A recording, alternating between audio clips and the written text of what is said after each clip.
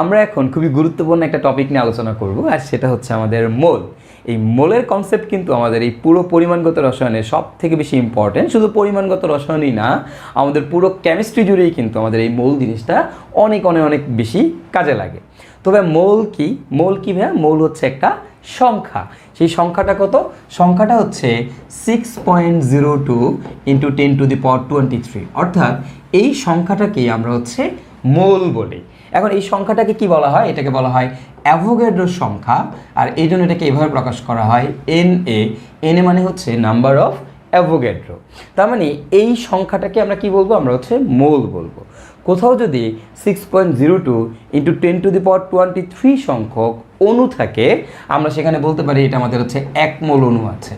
যদি কোথাও দেখো 6.02 × 10⁻23 সংখ্যক পরমাণু থাকে, আমরা সেখানে বলতে পারি আমাদের 1 মোল পরমাণু আছে। তারপরে তুমি যদি দেখো কোথাও 6.02 × 10⁻23 সংখ্যক আয়ন আছে, তুমি বলতে পারো সেখানে হচ্ছে আমাদের কি বলতো 1 মোল আয়ন আছে। ঠিক আছে? তার মানে কি, এই যে মোল জিনিসটা কিন্তু অণু পরমাণু আয়ন যে কোনো কিছুর জন্যই হতে পারে। শুধু অণু পরমাণু আয়নই না, তুমি যদি দেখো কোথাও 6.02 × 10⁻23টা কলম আছে, তুমি বলতে পারবা যে সেখানে হচ্ছে 1 মোল কলম আছে।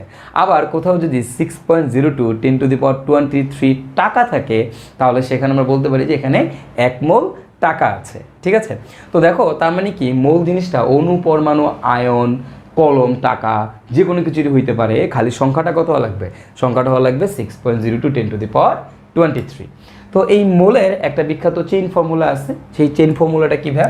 চেইন ফর্মুলাটা হচ্ছে এরকম: N = W/M, N = N/Na, N = V/STP/22.4, N = V/SATP/24.789, N = তোমার S/V।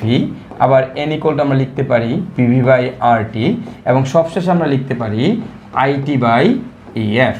এগুলো সবই কিন্তু আমাদের মোল জিনিসকে ইন্ডিকেট করে, মোলকে ইন্ডিকেট করে। ওকে, তো এই প্রত্যেকটাই আমাদের মৌলের ফর্মুলা, এবং এই প্রত্যেকটাকেই কিন্তু আমরা বিভিন্ন সময়ে বিভিন্নভাবে কাজে লাগাই।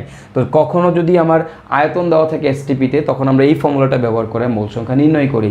কখনো যদি আমার আয়তন ঘনমাত্রা দেওয়া থাকে, তখন হচ্ছে আমি S/V এই ফর্মুলাটা ব্যবহার করে মোল সংখ্যা নির্ণয় করি।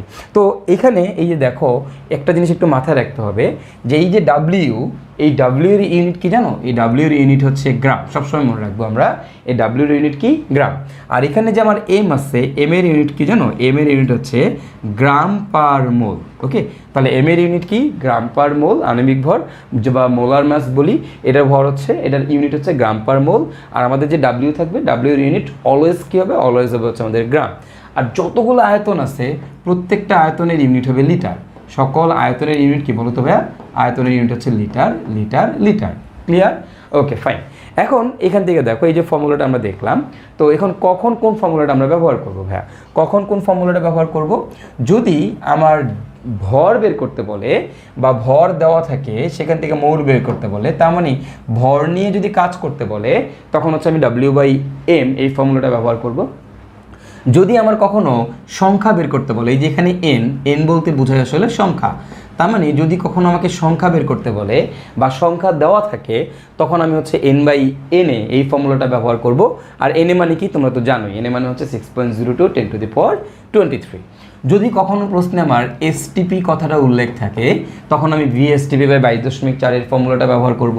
যদি কখনো প্রশ্নে ACTP বলা থাকে, তখন আমরা V/SCTP/24.789 এই ফর্মুলাটা ব্যবহার করব। যদি কখনো প্রশ্নে আমাদের ঘনমাত্রা এবং আয়তন দেওয়া থাকে, ঘনমাত্রা এবং কি দেওয়া থাকে? আয়তন দেওয়া থাকে, বা ঘনমাত্রা বের করতে বলে, তখন আমরা S/V এই ফর্মুলাটা ব্যবহার করব। বা এইটা হচ্ছে আমাদের আদর্শ গ্যাসের ক্ষেত্রে। যদি আমরা দেখি চাপ, তাপ, আয়তন দেওয়া আছে, তখন হচ্ছে আমরা এই PV/RT ফর্মুলাটা ব্যবহার করব। এবং মোস্ট অফ দ্য কেস এখানে P, চাপকে আমরা অ্যাটমসফিয়ার ইউনিটে বসাই, আয়তন তো লিটারেই থাকে। সো অ্যাটমসফিয়ার এককে যদি তুমি চাপটাকে বসাও, তখন এই R এর ভ্যালু তুমি এখানে বসাবো হচ্ছে 0.0821। তো মোস্ট অফ দ্য কেস আমরা 0.0821ই বসাই। আর এই যে IT/EF, এটা আমরা কখন ব্যবহার করি? এটা হচ্ছে আমরা যখন আমাদের ফ্যারাডের সূত্র অ্যাপ্লাই করে আমরা যখন তোমার ক্যাথোড এবং অ্যানোডে কি পরিমাণ ধাতু জমা হয় বা তড়িৎ বিশ্লেষণের ক্ষেত্রে আমরা হচ্ছে এই ফর্মুলাটা ব্যবহার করি। সো এটা হচ্ছে আমাদের তড়িৎ বিশ্লেষণের ক্ষেত্রে ইউজ করা হয়। তাহলে দেখো যে আমাদের মোলের যে চেইন ফর্মুলা ছিল সেটা আমরা দেখলাম এবং কখন কোন ফর্মুলাটা ব্যবহার করতে হয় সেটাও আমরা দেখলাম। তো আমরা এবার হচ্ছে এই ফর্মুলাগুলোকে কাজে লাগায় কিছু অঙ্ক করার চেষ্টা করি। দেখো আমার এখানে যে ম্যাথগুলো দেওয়া আছে খুবই সহজ ম্যাথ, মোলের ম্যাথগুলো, জাস্ট একটু কনসেপ্টগুলো মনে রাখলেই আমাদের এগুলো খুব সহজে আমরা করে ফেলতে পারবো। বলছে একজন ব্যক্তি একবার নিঃশ্বাসে 200 মিলিগ্রাম বাতাস গ্রহণ করে, মানে আমি যখন নিচ্ছি আমি 200 মিলিগ্রাম বাতাস নিচ্ছি। ওকে, এখন বলছে যদি বাতাসে 20% ভরে অক্সিজেন থাকে তবে লোকটি প্রতি নিঃশ্বাসে কতটি অক্সিজেন অণু গ্রহণ করে। দেখো কতটি অক্সিজেন অণু গ্রহণ করে এটা তোমাকে বের করতে বলছে। তাহলে কতটি বলতে আসলে তোমাকে কি সংখ্যা বের করতে বলছে, ঠিক আছে? তো যেহেতু সংখ্যা বের করতে বলছে তাহলে অবভিয়াসলি আমরা কোন ফর্মুলাটা আগে বসাবো, n/n আমাকে সংখ্যা বের করতে বলছে, তো অবভিয়াসলি আমি n/n বসাবো। ফাইন, এখন আমাকে কি দেওয়া আছে দেখো, আমি 20 মিলিগ্রাম, দেখো প্রতি নিঃশ্বাসে কতটি বাতাস না কতটি অক্সিজেন গ্রহণ করে বলছে, তাই না? তাহলে আমাকে কি অক্সিজেনের ভর বের করতে হবে। তাহলে দেখো আমি নিঃশ্বাসের সাহায্যে কি করতেছি, 200 মিলিগ্রাম বাতাস নিতেছি। তা আমি যদি 200 মিলিগ্রাম বাতাস নেই তার মধ্যে 20% অক্সিজেন বলে দিচ্ছে যে 20% অক্সিজেন আছে, তাহলে 200 মিলিগ্রামের 20% হচ্ছে কি অক্সিজেন। তাহলে আমি কার সংখ্যা বের করবো, আমি অক্সিজেনের সংখ্যা বের করব, তাহলে ভরটা কার লাগবে, অক্সিজেনের ভর লাগবে, তাই না? তার মানে আমি দেখো এখন আমার কি দেওয়া, আমার লাগবে অক্সিজেনের ভর। তা আমি অক্সিজেনের ভর কত, দেখো অক্সিজেনের ভর তো খুবই সহজ, 200 মিলিগ্রাম হচ্ছে বাতাস, তার 20% এর 20% হচ্ছে অক্সিজেন, তার মানে কত মিলিগ্রাম বলো তো ভাই, আমার 40 মিলিগ্রাম। এই 40 মিলিগ্রাম হচ্ছে আমাদের কি বলো তো ভাইয়া, অক্সিজেন। তাহলে আমি অক্সিজেনের ভর জানি। এখন আমি যদি ভর জানি তাহলে ভরের জন্য কোন ফর্মুলা বসাই আমরা বলো তো, আমরা বসাই হচ্ছে আমাদের W/m, রাইট? তাহলে এখন দেখো n/n এর মান কত, 6.02 10⁻23 ইকুয়াল টু W হচ্ছে 40 মিলিগ্রাম। এখন তুমি বলো তো আমি কি এটাকে মিলিগ্রামে রাখবো নাকি আমি এটাকে গ্রামে নিয়ে যাব, এটাকে কি আমি গ্রামে নিয়ে যাব? তো গ্রামে নিয়ে গেলে আমাদের কি হবে বলো তো, এই যে 40 মিলিগ্রাম আছে এটাকে গ্রামে নিয়ে যেতে হলে 1000 দিয়ে ভাগ করতে হবে। তো 1000 দিয়ে ভাগ করা আর 10⁻³ দিয়ে গুণ করা কি একই কথা। তাহলে আমি এটাকে কি ভর W মান বসাই দিলাম, আণবিক ভর কত, অক্সিজেনের জন্য আণবিক ভর হচ্ছে 32। তো তুমি যদি বসায় দিয়ে ক্যালকুলেশন করো, ক্যালকুলেশন করলেই কিন্তু তুমি এখান থেকে n এর ভ্যালু বের করে ফেলতে পারবা, মানে তিনি প্রতি নিঃশ্বাসে কতটা অক্সিজেন গ্রহণ করে এটা কিন্তু তুমি এখান থেকে খুব সহজেই বের করে ফেলতে পারতেছো। ওকে, তো আমাদের প্রথম ম্যাথটা গেল, আমরা হচ্ছে আমরা দ্বিতীয় ম্যাথটা দেখি। দ্বিতীয় ম্যাথটাতে কি বলছে, বন্ধি পাঠশালা শব্দটি 500 বার লিখতে 55 মিলিগ্রাম কার্বন খরচ হয়, একবার লিখতে কতটি কার্বন পরমাণু খরচ হবে। তো এই অঙ্কটা কিন্তু আমাদের খুবই কমন একটা ম্যাথ, এটা আমাদের বিভিন্ন সময় বোর্ড পরীক্ষাতেও আসে এবং এটা কিন্তু আমাদের অ্যাডমিশন টেস্টেও প্রচুর পরিমাণে আসছে। তো বন্ধি পাঠশালা শব্দটি 500 বার লিখতে 55 মিলিগ্রাম কার্বন খরচ হয়, একবার লিখতে কতটি কার্বন পরমাণু খরচ হবে। আবারও দেখো কতটি বের করতে বলছে, তার মানে আমার কিন্তু সংখ্যা বের করতে বলছে, আর সংখ্যা বের করতে বলে আমরা কোন ফর্মুলা বসাবো, n/n ইকুয়াল টু কী হবে সেটা আমরা দেখতেছি। দেখো তো আমার কি বলছে যে কয়বারের জন্য, একবার লিখতে কতটি, একবারের জন্য বের করতে বলছে। তো 500 বার লিখতে 55 মিলিগ্রাম, তাহলে দেখো 500 বারের জন্য লাগে হচ্ছে 55 মিলিগ্রাম, তাহলে আমার দরকার কি একবার, তাহলে একবারের জন্য কত হবে বলো তো, 55 ডিভাইডেড বাই কত 500, রাইট? এত মিলিগ্রাম। তার মানে দেখো আমার কিন্তু একবারের জন্য কত মিলিগ্রাম কার্বন খরচ হবে সেটা আমি জানি, তার মানে কিন্তু কার্বনের ভর জানি, আর ভর জানলে আমরা কোন ফর্মুলা বসাবো, W/m। তো এখন এবার আসো n এর ভ্যালু বের করতে হবে, n/n এর মান হচ্ছে 6.02 10⁻23 ইকুয়াল টু আমার কত মিলিগ্রাম খরচ হচ্ছে বলো তো, 55 বাই হচ্ছে 500, এত মিলিগ্রাম খরচ হচ্ছে একবারের জন্য। আমাকে বেরও করতে বলছে একবারের জন্য কতটা কার্বন খরচ হবে, তো একবারের জন্য সংখ্যা বের করতে বলছে, তাহলে একবারের জন্য ভরটা কত সেটা আমি নিয়ে নিলাম। এখন দেখো আমি ভর জানি কিন্তু সেটা মিলিগ্রামে জানি, বাট আমি জানি আমার যে W, এই W এর ইউনিট হচ্ছে গ্রাম, তাহলে এটাকে গ্রামে নিতে হবে, তার মানে কি আমার 10⁻³ দিয়ে গুণ করে দিতে হবে, ডিভাইড বাই আণবিক ভর, কার আণবিক ভর, কার্বন, তো কার্বন আণবিক ভর কত 12। এবার তুমি যদি এখান থেকে ক্যালকুলেশন করো তাহলে কিন্তু এখান থেকে তুমি বের করে ফেলতে পারবা তোমার কতটি কার্বন পরমাণু খরচ হবে। ক্লিয়ার? সো আই গেস এই অঙ্কগুলো তোমরা খুব সহজেই বুঝতে পেরেছো। তো আমরা এবার হচ্ছে আরেকটা ম্যাথ দেখি। দেখো এখানে কি বলছে, 100 ml পানিতে 10.6 গ্রাম সোডিয়াম কার্বনেট দ্রবীভূত আছে, দ্রবণে সোডিয়াম কার্বনেটের ঘনমাত্রা মোলারিটিতে কত হবে বের করতে বলছে, অর্থাৎ সোডিয়াম কার্বনেটের ঘনমাত্রা বের করতে বলছে। তবে দেখো যেহেতু ঘনমাত্রা বের করতে বলছে, ঘনমাত্রা বের করতে বলে আমরা কোন ফর্মুলা বসাবো, S × V, রাইট? আমরা এই ফর্মুলাটা বসাই দিব। ওকে ফাইন, এখন কি বলছে 100 ml পানিতে 10.6 গ্রাম সোডিয়াম কার্বনেট দ্রবীভূত আছে। তার মানে দেখো যে সোডিয়াম কার্বনেট এর কি দেওয়া আছে, ভর দেওয়া আছে, আর ভর দেওয়া থাকলে আমরা কোন ফর্মুলা বসাই, W/m, রাইট। সো আমি যদি W/m বসাই এখান থেকে ক্যালকুলেশন করে খুব সহজে আমি ঘনমাত্রা বের করে ফেলতে পারবো। তো এস এর ভ্যালু বের করতে হবে, আয়তন কত দেওয়া আছে 100 ml, লিটারে নেওয়া লাগবে, তার মানে কত 0.1 লিটার ইকুয়াল টু W কত 10.6 ডিভাইডেড বাই আণবিক ভর, আণবিক ভর সোডিয়াম কার্বনেটের জন্য হচ্ছে 106। এবার তুমি যদি এখান থেকে ক্যালকুলেশন করো তাহলে তুমি দেখবা এস এর ভ্যালু আসবে 1 মোলার। সো এটাই হবে আমাদের অ্যান্সার। ক্লিয়ার? দেখো কত সহজে আমরা এগুলো করে ফেলতে পারতেছি। এখন এই জায়গাটাতেই দেখো এই ফর্মুলাটা আসলে কোন ফর্মুলা, এই ফর্মুলার সাথে তোমরা কিন্তু সবাই কম বেশি পরিচিত। সেটা কিভাবে দেখো, S into V equal to কি W/m। তাহলে বলো তো S ইকুয়াল টু কি আসতেছে বলো তো W/mv, রাইট। এখন তুমি বলো এই যে ভি, এই ভির ইউনিট কি লিটার, তাই না? এখন তুমি যদি এই ভিটাকে মিলিলিটারে বসাও তখন কি হবে দেখো W/m ইন্টু দেখো এই যে এটাকে যদি আমি মিলিলিটারে বসাই তাহলে বলো তো এখানে ভি যদি মিলিলিটারে থাকে এটাকে কি করতে হবে, লিটারে নিতে হবে। তো লিটারে নিতে গেলে কি করতে হবে, 1000 দিয়ে কি করতে হবে, ভাগ করতে হবে। তো এই 1000 কি সমীকরণের উপরে চলে যাবে, তখন কি আসবে W ইন্টু 1000 ডিভাইড বাই কি এম ইন্টু ভি। দেখো এই ফর্মুলাটা তোমরা দেখছো না সবাই, এটা কিন্তু তোমরা সবাই দেখছো। এখন এটা কোত্থেকে আসছে, এটা কিন্তু আমাদের এই মোলের এই কনসেপ্ট থেকেই আসছে। এবং এখানে বলো তো তাইলে যখন তুমি উপরে 1000 দিয়ে গুণ করতেছো তখন এখানে আমার যে ভি, এই ভিটা কোন এককে থাকতেছে, মিলিলিটার ইউনিটে থাকতেছে। ব্যাপারটা বোঝা গেছে কিনা? সো এটা খুবই ইম্পর্ট্যান্ট যে যদি আমি এই ভিটাকে লিটারে বসাই তাহলে কিন্তু উপরে 1000 দিয়ে গুণ করবো না, আর যদি ভিটাকে আমি মিলিলিটারে বসাই তখন কিন্তু আমার উপরে 1000 দিয়ে গুণ হবে। দুইটা একই ফর্মুলা, একই জিনিস, সেম জিনিস। তো এই ফর্মুলা কিন্তু আমরা প্রায় সময়ই আমাদের ঘনমাত্রা বের করার ক্ষেত্রে আমরা অনেক ইউজ করছি। আমাদের দ্রাব্যতার অঙ্কে আমরা ইউজ করছি, আমাদের পিএস বাফারে যে ম্যাথ ছিল পিএস এর অঙ্কে আমরা এগুলো ইউজ করছি, ঠিক আছে? তো এই ধরনের ম্যাথ আমরা আগে পরে অনেক করছি। তো সেই জায়গাতে আমরা দেখো এই জিনিসটা কনসেপ্টটা একটু ক্লিয়ার করে নিব যে আমি যদি এখানে আয়তনটা লিটারে বসাই তাহলে 1000 দিয়ে গুণ করার প্রয়োজন নাই, আর যদি আমি আয়তনটা মিলিলিটারে বসাই তখন আমার 1000 দিয়ে গুণ করতে হবে, ঠিক আছে? তো এটা আসলে বেসিক্যালি এই ফর্মুলাটাই এখান থেকে আসছে।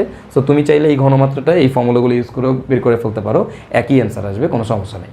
তো আমরা আমাদের এই পরের ম্যাথটা দেখি। পরের ম্যাথটাতে কি বলছে দেখো, যে 150 ডিগ্রি সেলসিয়াস তাপমাত্রায় 100 কিলোপ্যাসকেল চাপে 10 গ্রাম ভরের একটি গ্যাস 53 ml আয়তন দখল করে, গ্যাসটির আণবিক ভর কত?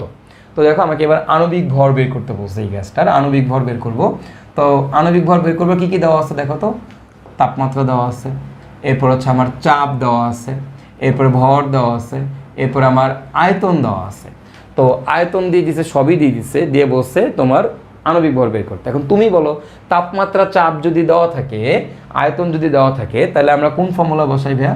আমরা বসাই হচ্ছে আমাদের PV/RT, এই ফর্মুলাটা বসাবো মাস্ট। ইকুয়াল টু তুমি বলো তো এখন তোমাকে কি দেওয়া আছে, ভর দেওয়া আছে, আর ভর দেওয়া থাকলে আমরা কোন ফর্মুলা বসাই? আমরা বসাই হচ্ছে আমাদের W/m, রাইট। তো আমি জাস্ট এই ফর্মুলাতে এখন বসাই দিলেই কিন্তু আমি খুব সহজে এখান থেকে আণবিক ভরটা বের করে ফেলতে পারবো। তো কিভাবে সেই আণবিক ভরটা আমরা বের করব একটু খেয়াল করো। এই জায়গা থেকে কিন্তু আমরা খুব সহজেই আণবিক ভর বের করে ফেলতে পারি। আর সেটা কি, সেটা হচ্ছে এরকম যে একটু লক্ষ্য করো, এই জায়গাতে আমাদের চাপ দেওয়া আছে 100 কিলোপ্যাসকেল। তাই আমি বলছি আমি এটা অ্যাটমসফিয়ারে বসাবো।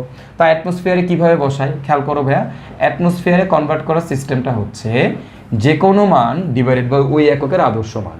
তো ভাইয়া যে কোনো মান, কত মান দেওয়া আছে, 100 দেওয়া আছে, এটার আদর্শ মান কত কিলোপ্যাসকেল এককে, চাপের আদর্শ মান কত, আদর্শ মান হচ্ছে 101.325 কিলোপ্যাসকেল। ওকে, তার মানে আমি যদি এই চাপটাকে তার আদর্শ মান দিয়ে ভাগ করে দেই তাহলে এটা হচ্ছে আমাদের অ্যাটমসফিয়ারে কনভার্ট হয়ে যাবে।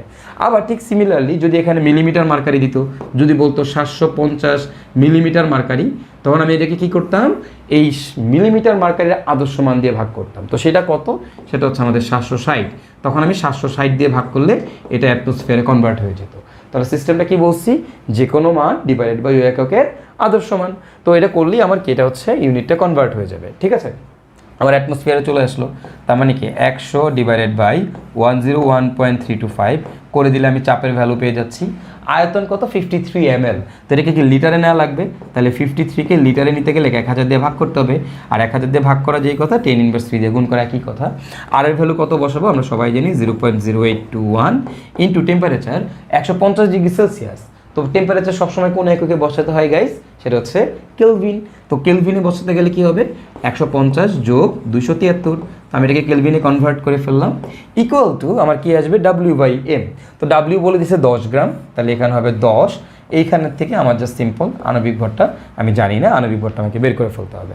জাস্ট এই জায়গাতেই তুমি আণবিক ভরটা বের করে ফেলতে পারবা, কোনো সমস্যা নেই। তো এই ম্যাথটা কিন্তু তোমরা এইভাবেও তোমরা অনেকে দেখছো, দেখো তো এইটা মনে পড়ে কিনা, দেখো PV = W/mRT, রাইট? ওই যে দেখো এই ফর্মুলা কিন্তু ইউজ করছো, তো এইটা আসলে এই ফর্মুলাটাই, জাস্ট আরটাকে কোনাকুনি গুণ করে দিলেই ওই জিনিসটা চলে আসে। তো তোমরা এতদিন ধরে যে জিনিসগুলো দেখে আসছো এগুলো আসলে সবই এই মোল থেকেই আসছে। কেমিস্ট্রির বেসিক্যালি ম্যাক্সিমাম জিনিসই কিন্তু আমাদের এই মোলের এই কনসেপ্ট থেকেই কিন্তু আসে, ঠিক আছে? তো আমরা ক্যালকুলেশন করলেই কী করতে পারবো, এখান থেকে আণবিক ভর বের করে ফেলতে পারবো।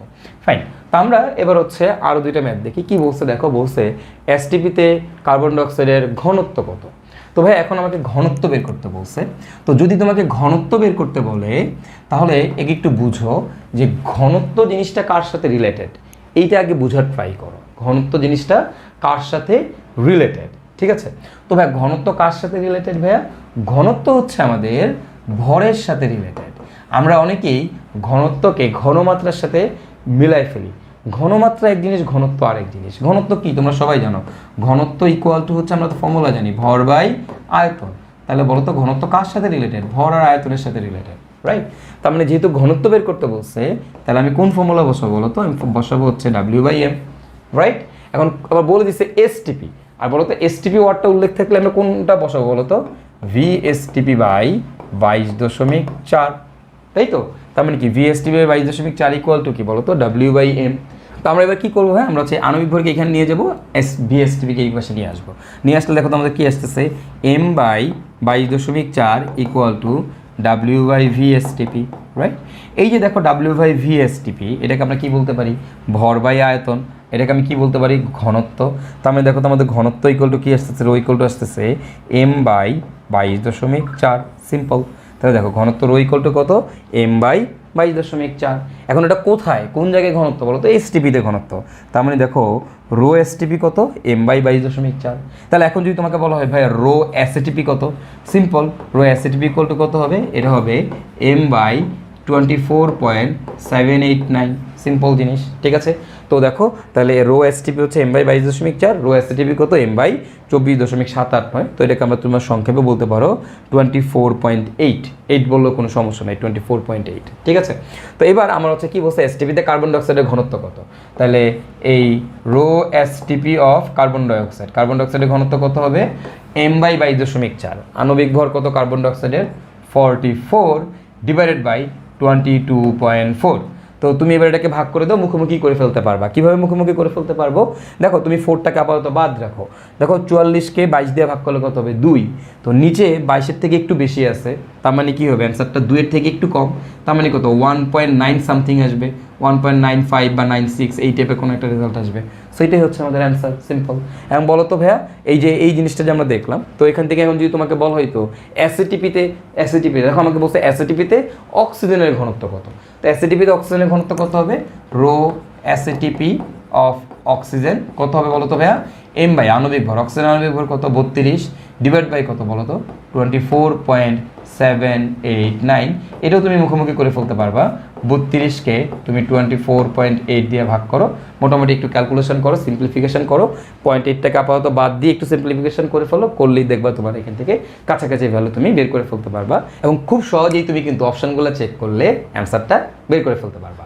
আমরা এখন টাইপ 3 নিয়ে আলোচনা করব, আর আমাদের টাইপ 3 নাম হচ্ছে ঘনমাত্রা। তো এই ঘনমাত্রা থেকে কিন্তু আমাদের পরীক্ষাতে প্রচুর প্রশ্ন আসে, এবং এই ঘনমাত্রার কনসেপ্ট কিন্তু আমাদের পরবর্তী যে টাইপগুলো আছে সেগুলোতে অনেক বেশি কাজে লাগবে। তো ঘনমাত্রা নিয়ে তোমার আলোচনা করার পূর্বে আমাদের প্রথম যে জিনিসটা সম্পর্কে আইডিয়া থাকতে হবে সেটা হচ্ছে তুল্য সংখ্যা। এই তুল্য সংখ্যাকে ভাইয়া ই দ্বারা প্রকাশ করা হয়। আর তুল্য সংখ্যা কী ভাইয়া? তুল্য সংখ্যা হচ্ছে যার যা আছে তাই তার তুল্য সংখ্যা, অর্থাৎ যে যেই জিনিসটা নিয়ে ভাব নেয় সেটাই হচ্ছে তার তুল্য সংখ্যা। তো ব্যাপারটা কীরকম? যেমন ধরো আমরা যদি প্রথমেই দেখি আমাদের ক্ষারের তুল্য সংখ্যা কী হবে। দেখো ক্ষার কোন জিনিসটা নিয়ে ভাব নেয় বলো তো ভাইয়া?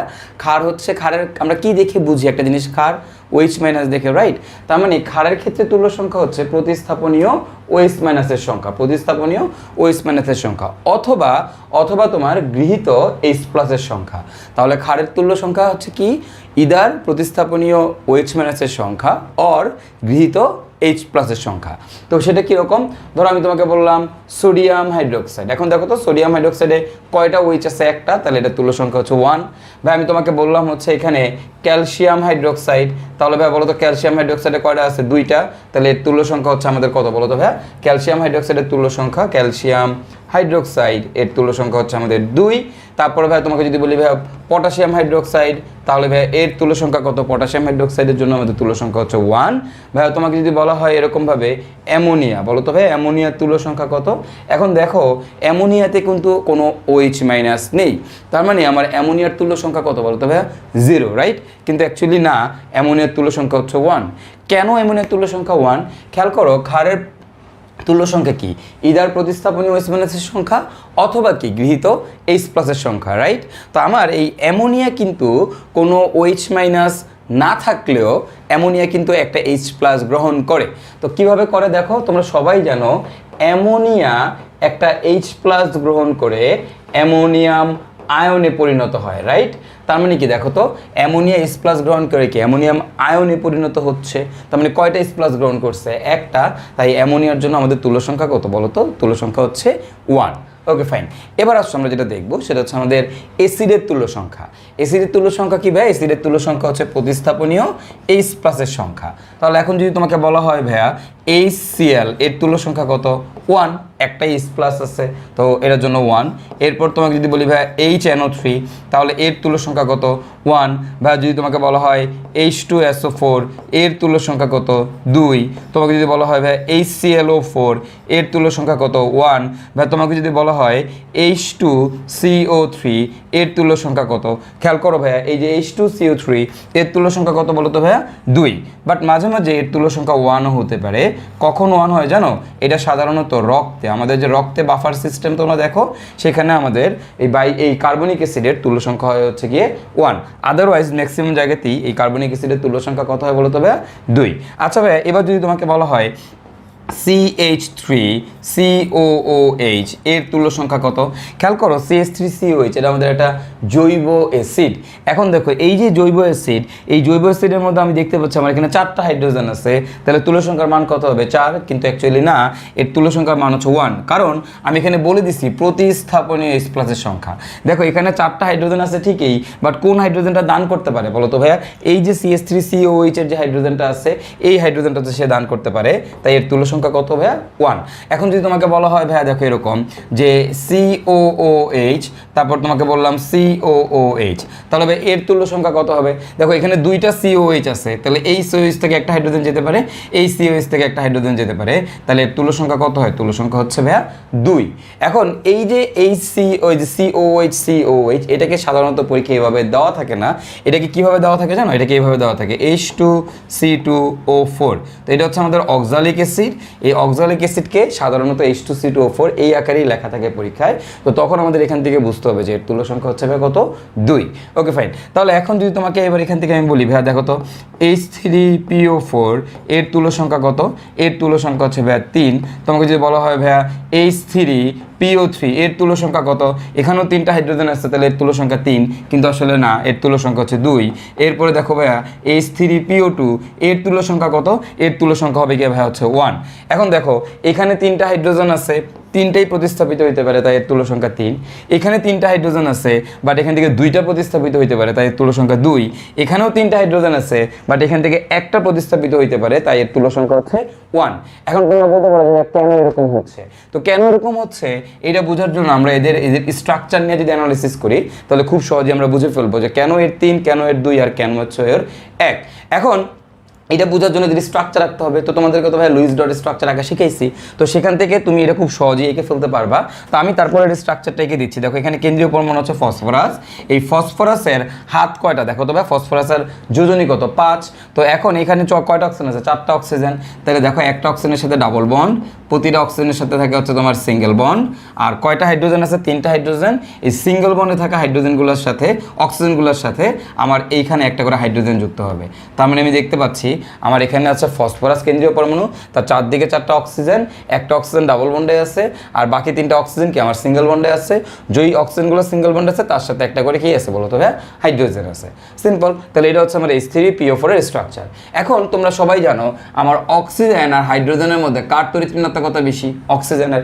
তাহলে বলো তো ইলেকট্রন কে টানাটানি করবে? অক্সিজেন। তো অক্সিজেন করে কি, এই হাইড্রোজেন ইলেকট্রন টাইনা নিজের কাছে নিয়ে আসে, তখন এখান থেকে একটা হাইড্রোজেন বের হইতে পারে, আবার এখান থেকেও একটা হাইড্রোজেন বের হইতে পারে, এখান থেকেও একটা হাইড্রোজেন বের হইতে পারে। তাহলে টোটাল কয়টা হাইড্রোজেন বের হইতে পারলো? 3টা। তাই এর তুল্য সংখ্যা হচ্ছে আমাদের 3। ওকে, এখন একটু চিন্তা করো, যদি তোমাকে বলা হয় H3PO3 এর স্ট্রাকচার কেমন, এই যে H3PO3 এর স্ট্রাকচার কেমন হবে? দেখো কয়টা অক্সিজেন আছে এখন বলো তো, এখানে 3টা অক্সিজেন আছে, তো একটা অক্সিজেনের সাথে ডাবল বন্ড, বাকি একটু খেয়াল করো এইদিকে আমার ছিল কি আগে, এইদিকে একটা OH, এইদিকে একটা OH, এইদিকে একটা OH ছিল, রাইট? এখন কি হয়েছে, আগের থেকে একটা অক্সিজেন কমে গেছে, তো তুমি জাস্ট একটা অক্সিজেন কমায় দাও। তো তুমি কি করবে, একটা OH কে সরায় এই জায়গায় একটা হাইড্রোজেন দিয়ে দিবা, তাহলে সেটা হচ্ছে আমাদের H3PO3 এর স্ট্রাকচার। এখন এইখানে তুমি লক্ষ্য করে দেখো এই অক্সিজেন আর হাইড্রোজেনের মধ্যে কার তড়িৎ ঋণাত্মকতা বেশি? অক্সিজেনের। তাই এখান থেকে একটা হাইড্রোজেন বের হতে পারে, এখান থেকেও একটা হাইড্রোজেন বের হতে পারে, বাট এই ফসফরাস আর হাইড্রোজেনের তড়িৎ ঋণাত্মকতার পার্থক্য অনেক কম। তো কম হওয়ার কারণে এইখান থেকে হাইড্রোজেন বের হইতে পারে না। তার মানে এইখানে যে আমার হাইড্রোজেনটা আছে এই হাইড্রোজেনটা কিন্তু এখান থেকে বের হইতে পারে না। তাহলে কোন হাইড্রোজেনগুলো বের হইতে পারে বলো তো? অক্সিজেনের সাথে যে হাইড্রোজেনগুলো আছে এগুলা বের হইতে পারে। তাহলে এখানে বলো তো আমার তুল্য সংখ্যা কয়টা? কয়টা হাইড্রোজেন প্রতিস্থাপিত হইতে পারতেছে? 2টা। তাই এর তুল্য সংখ্যা হচ্ছে আমাদের 2। এখন তোমাকে যদি বলা হয় H3PO2 এর তুল্য সংখ্যা কি হবে, তাহলে স্ট্রাকচার আঁকবা। আর স্ট্রাকচার আঁকা তো খুবই সহজ। কি করবো বলো তো? এখানে এই আগে ছিল আমার কি করবো, এখন আমাদের আরেকটা OH-কে মুছে দিব, আরেকটা OH-কে মুছে দিয়ে ওই জায়গায় আমরা কি বসাই দিব? হাইড্রোজেন বসাই দিব। তাহলে দেখো এখন কয়টা হাইড্রোজেন বেরোতে পারতেছে? একটা। তাহলে এর তুল্য সংখ্যার মান হবে কত? 1। তো আই গেস তোমরা বুঝতে পেরেছো কেন H3PO4 এর 3, H3PO3 এর 2 আর H3PO2 এর 1। তো এগুলো ছিল আমাদের অ্যাসিডের তুল্য সংখ্যা। তো অ্যাসিডের তুল্য সংখ্যার পর এবার আমরা যে জিনিসটা নিয়ে আলোচনা করব সেটা হচ্ছে আমাদের ধাতুর তুল্য সংখ্যা। এখন ধাতু বা অধাতু এদের তুল্য সংখ্যা কিভাবে বের করে ভাইয়া? ধাতু বা অধাতুর তুল্য সংখ্যা বের করার নিয়মটা হচ্ছে সক্রিয় যোজনী, অর্থাৎ এদের যোজনী হবে তার তুল্য সংখ্যা। যদি তোমাকে বলা হয় সোডিয়াম, সোডিয়ামের তুল্য সংখ্যা কত? সোডিয়ামের যোজনী 1, তাই তুল্য সংখ্যা 1। ভাই ম্যাগনেসিয়াম তুল্য সংখ্যা কত? 2। ভাই ক্যালসিয়াম তুল্য সংখ্যা কত? 2, এর যোজনী 2, তাই এর তুল্য সংখ্যা 2। ভাই যদি বলে অ্যালুমিনিয়াম তুল্য সংখ্যা কত হবে ভাইয়া? 3। ভাই তোমাকে যদি বলা এখন হাইড্রোজেন এর তুল্য সংখ্যা কত? যোজনী 1, তাহলে তুল্য সংখ্যা 1। ভাই অক্সিজেন এর যোজনী কত বলো তো? অক্সিজেনের যোজনী হচ্ছে 2, তাহলে এর তুল্য সংখ্যা কত? 2। ব্যাপারটা বোঝা গেছে কিনা? তো এটাই হচ্ছে আমাদের এই ধাতু ধাতুর তুল্য সংখ্যা, সেটা হচ্ছে তাদের যোজনী হবে তাদের তুল্য সংখ্যা। ওকে, এখন যদি তোমাকে বলা হয়তো H2, তখন কিন্তু তার জন্য তুল্য সংখ্যার মান হয়ে যেত 2।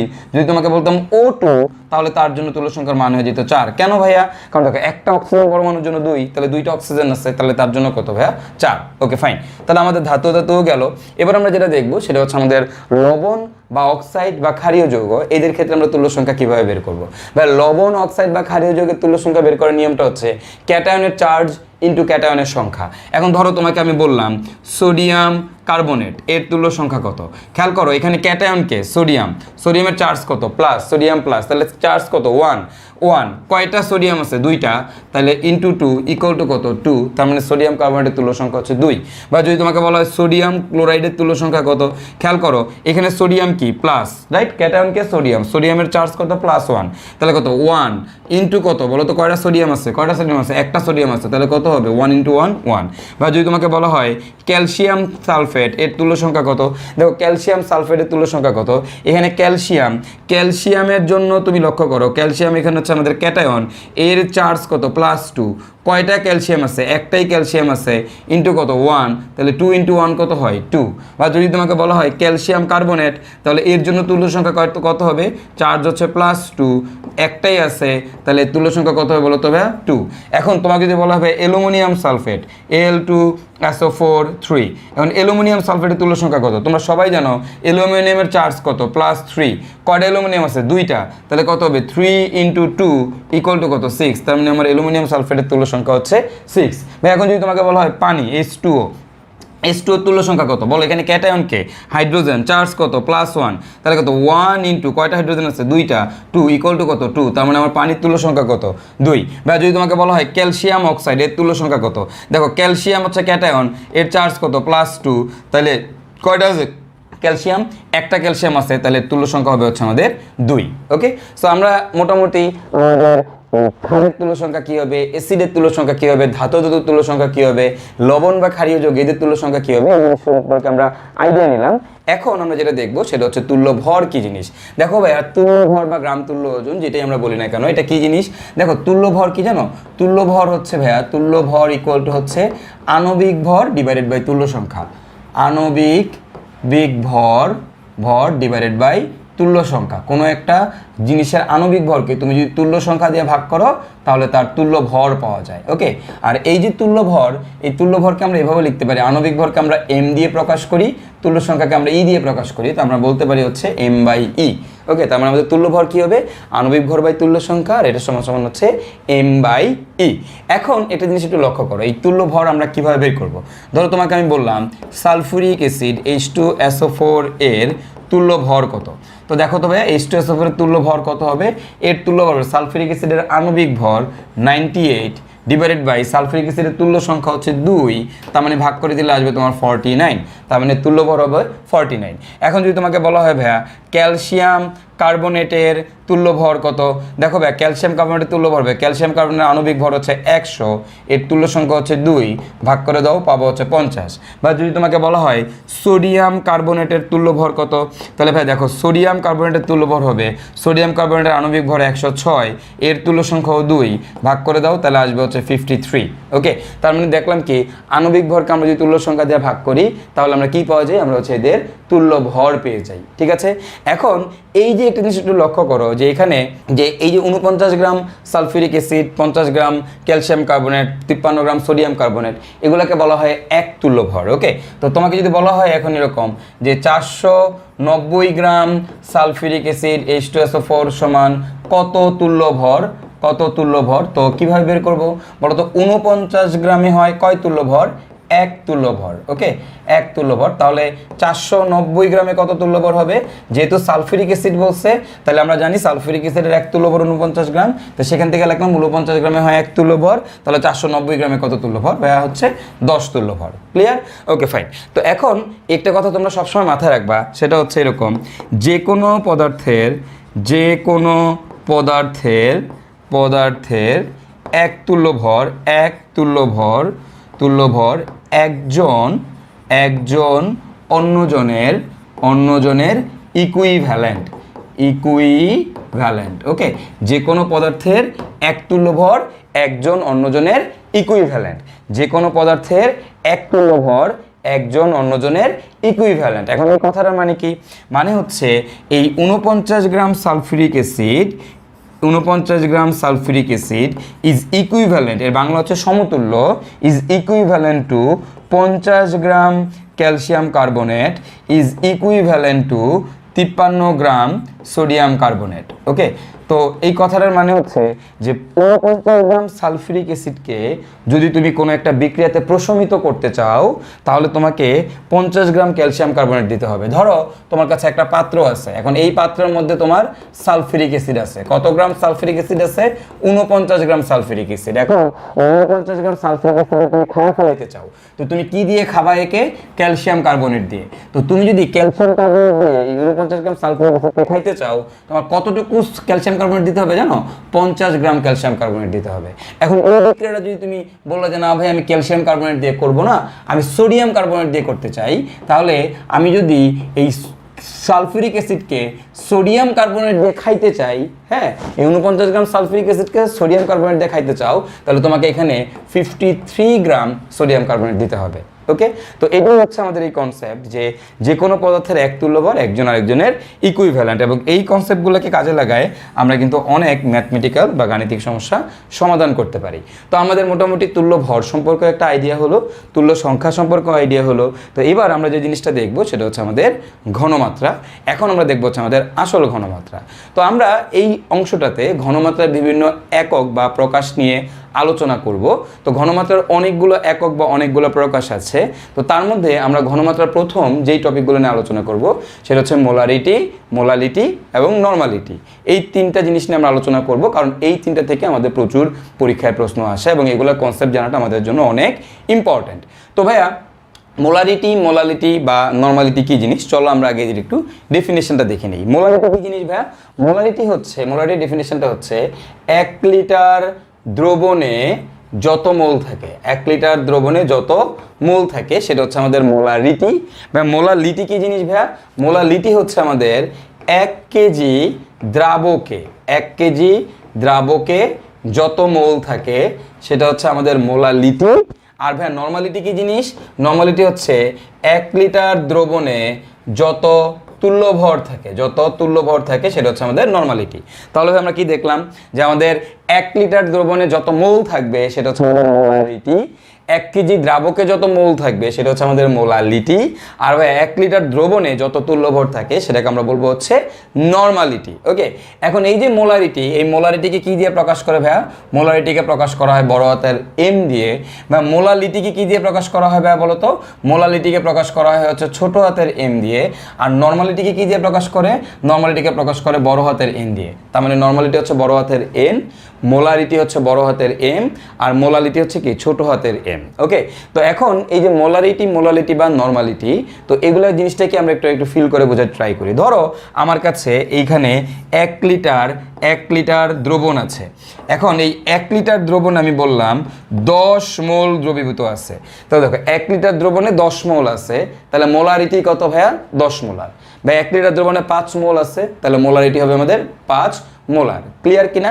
এখন ভাইয়া দেখো, যদি এই জায়গাতে আমি 1 লিটার দ্রবণ না বলে আমি যদি এখন এখানে বলতাম 1 কেজি দ্রাবক আছে, মানে 1 কেজি পানির মধ্যে, সে মনে করো 1 কেজি পানির মধ্যে আমি তোমাকে বললাম 2 মোল HCl আছে, তাহলে ভাইয়া এই HCl এর মোলালিটি কত? এর মোলালিটি হবে হচ্ছে 2 মোলাল। তো এটাই হচ্ছে আমাদের কনসেপ্ট মোলারিটি আর মোলালিটির মধ্যে, যে ভাই এখানে হচ্ছে আমাদের 1 কেজি দ্রাবকের সাপেক্ষে হিসাব করা হয়, আর মোলারিটিতে হচ্ছে আমাদের 1 লিটার দ্রবণের সাপেক্ষে হিসাব করা হয়। ঠিক আছে, আমরা এরপরে যেটা দেখবো সেটা হচ্ছে আমাদের নর্মালিটি। তো নর্মালিটি কি ভাইয়া? আমাদের নর্মালিটি তো আবার কি হবে? 1 লিটার দ্রবণের সাপেক্ষে আমরা হিসাব করবো 1 লিটার দ্রবণ। তো এইখানে এবার আর আমাদের কি আমার মোল থাকে না, থাকবে হচ্ছে তুল্য ভর।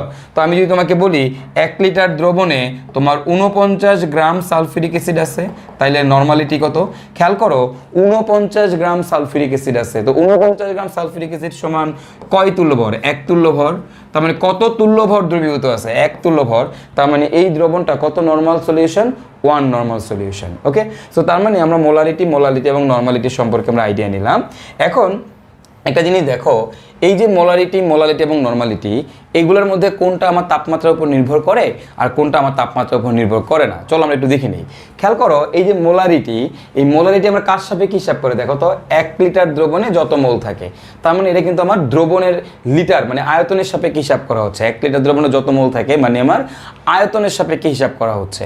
তো দেখো, আয়তনের সাপেক্ষে যদি তুমি হিসাব করো তাহলে দেখো তো কি হচ্ছে ব্যাপারটা।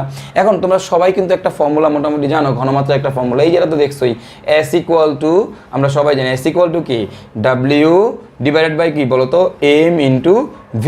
যদি ভিটা মিলিলিটারে হয় তাহলে উপরে আমরা 1000 দিয়ে একটা গুণ করে দিই, রাইট? মনে আছে তো তোমাদের? তাহলে দেখো S = কি? W × 1000 divided by M × V। এখন এখানে তাহলে দেখো তো আমার ঘনমাত্রার সাথে এই যে আয়তনের কি ধরনের সম্পর্ক বলো তো? ঘনমাত্রার সাথে আয়তনের আমার কিন্তু ব্যস্তানুপাতিক সম্পর্ক। তার মানে তুমি খেয়াল করো তো, ঘনমাত্রার সাথে আমি বলতে পারি আমার আয়তনের ব্যস্তানুপাতিক সম্পর্ক। তো তুমি যদি তাপমাত্রা বাড়াও, তাপমাত্রা বাড়াইলে কি হয় বলো তো? আমি যদি তাপমাত্রা বাড়াইলে আমার আয়তন কি বেড়ে যায় না কমে যায়? তাপমাত্রা বাড়ালে একটা জিনিসের আয়তন বেড়ে যায়। আর তুমি বলো আয়তন যদি বেড়ে যায় তাহলে ঘনমাত্রা কি হবে বলো তো? ব্যস্তানুপাতিক সম্পর্ক। তার মানে আমার ঘনমাত্রা কিন্তু কি হবে বলো তো? কমে যাবে। তার মানে এই যে মোলারিটির ক্ষেত্রে দেখো, আমি যদি টেম্পারেচার বাড়াই দেই, দিলে কি হবে বলো তো? আমাদের ঘনমাত্রার মান কমে যাবে। তাহলে তাপমাত্রা বাড়াইলে ঘনমাত্রা কমে যায়। তার মানে মোলারিটি দেখো, মোলারিটি কিন্তু তাপমাত্রার উপর নির্ভর করে। মানে মনে করো আমার এই রুমে, আমি যে রুমে ক্লাস নিচ্ছি, এখানকার টেম্পারেচার মনে করো 30 ডিগ্রি। এখন 30 ডিগ্রিতে একটা জিনিসের মোলারিটি যা হবে, তুমি ধরো যে তোমার পাশের রুমে যদি তুমি যাও, ওই রুমের টেম্পারেচার মনে করো 40 ডিগ্রি, তাহলে ওই রুমে গেলে সেখানে কিন্তু আর মোলারিটি সেম থাকবে না, মোলারিটি কিন্তু কমে যাবে। কেন? কারণ ওই রুমের টেম্পারেচার এই রুম অপেক্ষা বেশি। তো তাপমাত্রা বাড়লে আমরা কি জানি? আমাদের মোলারিটি কমে যায়। তার মানে মোলারিটি জিনিসটা কিন্তু তাপমাত্রার উপর নির্ভর করে। আচ্ছা, এবার একটু আসলে দেখি আমরা মোলালিটি জিনিসটা তাপমাত্রার উপর নির্ভর করে কিনা। দেখো মোলালিটি জিনিসটা কার সাপেক্ষে হিসাব করে? 1 কেজি দ্রাবকের সাপেক্ষে। এখন তুমি একটা জিনিস খেয়াল করো, 1 কেজি দ্রাবকের সাপেক্ষে হিসাব করে, তার মানে এটা কিন্তু ভরের সাপেক্ষে হিসাব করে, ভর।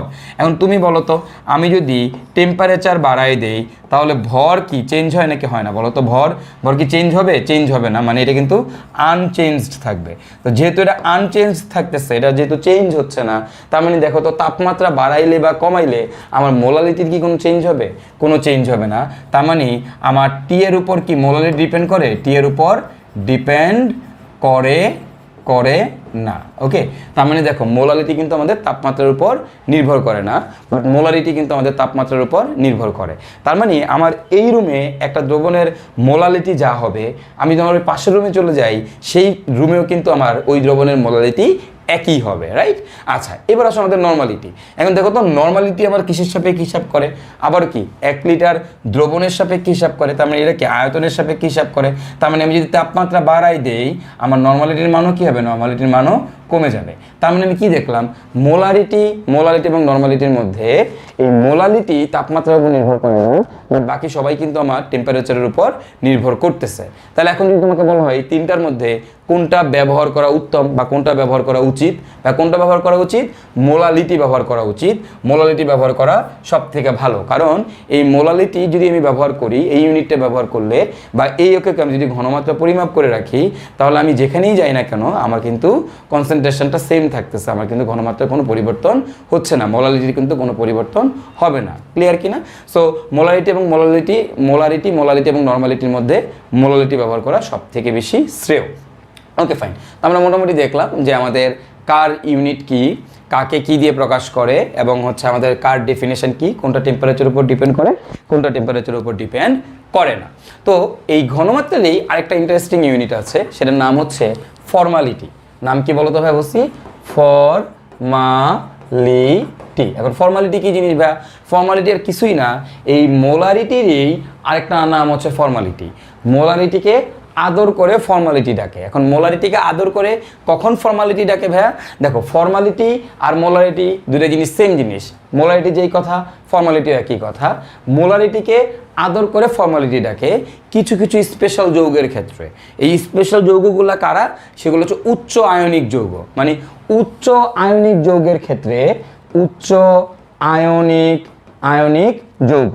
তো উচ্চ আয়নিক যৌগের ক্ষেত্রে মোলারিটিটাকে আমরা আদর করে কি নামে ডাকি? আমরা হচ্ছে ফর্মালিটি ডাকি, তখন আর সেটাকে মোলারিটি বলি না। এরকম উচ্চ আয়নিক যৌগকে মনে করো সিজিয়াম ক্লোরাইড। সিজিয়াম ক্লোরাইড আমাদের একটা উচ্চ আয়নিক যৌগ। সিজিয়াম ক্লোরাইড উচ্চ আয়নিক যৌগ। এখন এই সিজিয়াম ক্লোরাইডের ক্ষেত্রে আমরা এর ঘনমাত্রা তখন আর লিখি না 0.1 মোলার। আমরা 0.1 মোলার না লিখি আমরা কি লিখি জানো? লিখি 0.1 ফর্মাল। ওকে, তো এইটাই হচ্ছে ডিফারেন্স, আর কোনো ডিফারেন্স নাই। যে মোলারিটি এবং ফর্মালিটি দুটো সেম জিনিস, একই জিনিস। এটাকে আদর করে ফর্মালিটি রাখা হয় কখন? উচ্চ আয়নিক যৌগের ক্ষেত্রে মোলারিটিকে আদর করে ফর্মালিটিটাকে। তাহলে ভাই তোমরা বলো তো, ফর্মালিটিকে তাপমাত্রার উপর নির্ভর করবে নাকি করবে না? অবশ্যই করবে। তাপমাত্রা বাড়ালে আমাদের ফর্মালিটির মানও কী হবে? কমে যাবে। ঠিক আছে, তাহলে আমরা মোটামুটি ঘনমাত্রার এই তিনটা ইউনিট দেখলাম। তো এখন আমরা হচ্ছে এদের থেকে ছোট কিছু বেসিক ম্যাথ করার ট্রাই করি। দেখো আমার এখানে ফার্স্টে কি বলছে? 341 গ্রাম পানিতে 4 গ্রাম সুক্রোজ দ্রবীভূত করা হলো, মোলালিটি কত? আচ্ছা, ফাইন। তো দেখো 341 গ্রাম পানিতে, রাইট? তার মানে আমার এখানে কি দেওয়া আছে? আমার এখানে পানি দেওয়া আছে। এই পানির মধ্যে সুক্রোজ দ্রবীভূত করছো 4 গ্রাম, মোলালিটি কত? তো মোলালিটি কিভাবে বের করে ভাইয়া? 1 কেজি দ্রাবকে যত মোল থাকে, তার মানে দ্রাবকটা থাকবে হচ্ছে কেজিতে আর দ্রবটা থাকবে হচ্ছে মোলে। তো আমার এইখানে দেখো, এই যে দ্রবকে সুক্রোজ দ্রবীভূত করছো কয় গ্রাম? 4 গ্রাম। তাহলে সুক্রোজ হচ্ছে দ্রব। এখন এইটাকে আমার কিসে নিতে হবে? একে আমার মোলে রাখতে হবে। আর আমার এই যে 1 কেজি পানি, দেখো 341 গ্রাম পানি, তাহলে এটাকে আমার কিসে রাখতে হবে? কেজিতে রাখতে হবে। ওকে, ভরে রাখতে হবে। তাহলে দ্রাবকটাকে ভরে রাখবো আর আমাদের হচ্ছে দ্রবটাকে কিসে রাখবো? মোলে রাখবো। তাইলে কিন্তু আমার মোলারিটি বের হয়ে যাবে। তার মানে আমার এই যে 4 গ্রাম সুক্রোজ আছে, এই সুক্রোজকে আমার কি মোলে কনভার্ট করতে হবে। এখন মোল, দেখো ভর দেওয়া থাকলে মোল কেমনে বের করে? ইকুয়াল টু কি? আমরা জানি W/M। এখন দেখো তো ভাইয়া, এখানে আমাদের কয় গ্রাম আছে? W এর মান হচ্ছে 4, ডিভাইড বাই কি? আণবিক ভর হবে। এখন দেখো তো সুক্রোজ, তো সুক্রোজের সংকেত তোমরা সবাই জানো। সুক্রোজ কি বলো তো? C12 H22O11, এটা হচ্ছে আমাদের সুক্রোজ। ওকে, তো এখন তুমি যদি এটা ক্যালকুলেশন করে দেখো, দেখবা এই সুক্রোজের আণবিক ভর কত আসবে জানো? এটা আণবিক ভর আসবে 342। তো তাহলে তুমি কি করবা, এই 4কে 342 দিয়ে ভাগ করে দাও, ভাগ করে দিলে তুমি এখান থেকে মোল পেয়ে যাবা। কত মোল? বাক্স মোল। ওকে, তাহলে এখন দেখো তো কত কত গ্রামের মধ্যে, 341 গ্রাম পানির মধ্যে আমার সুক্রোজ আছে কত বলো তো? বাক্স মোল।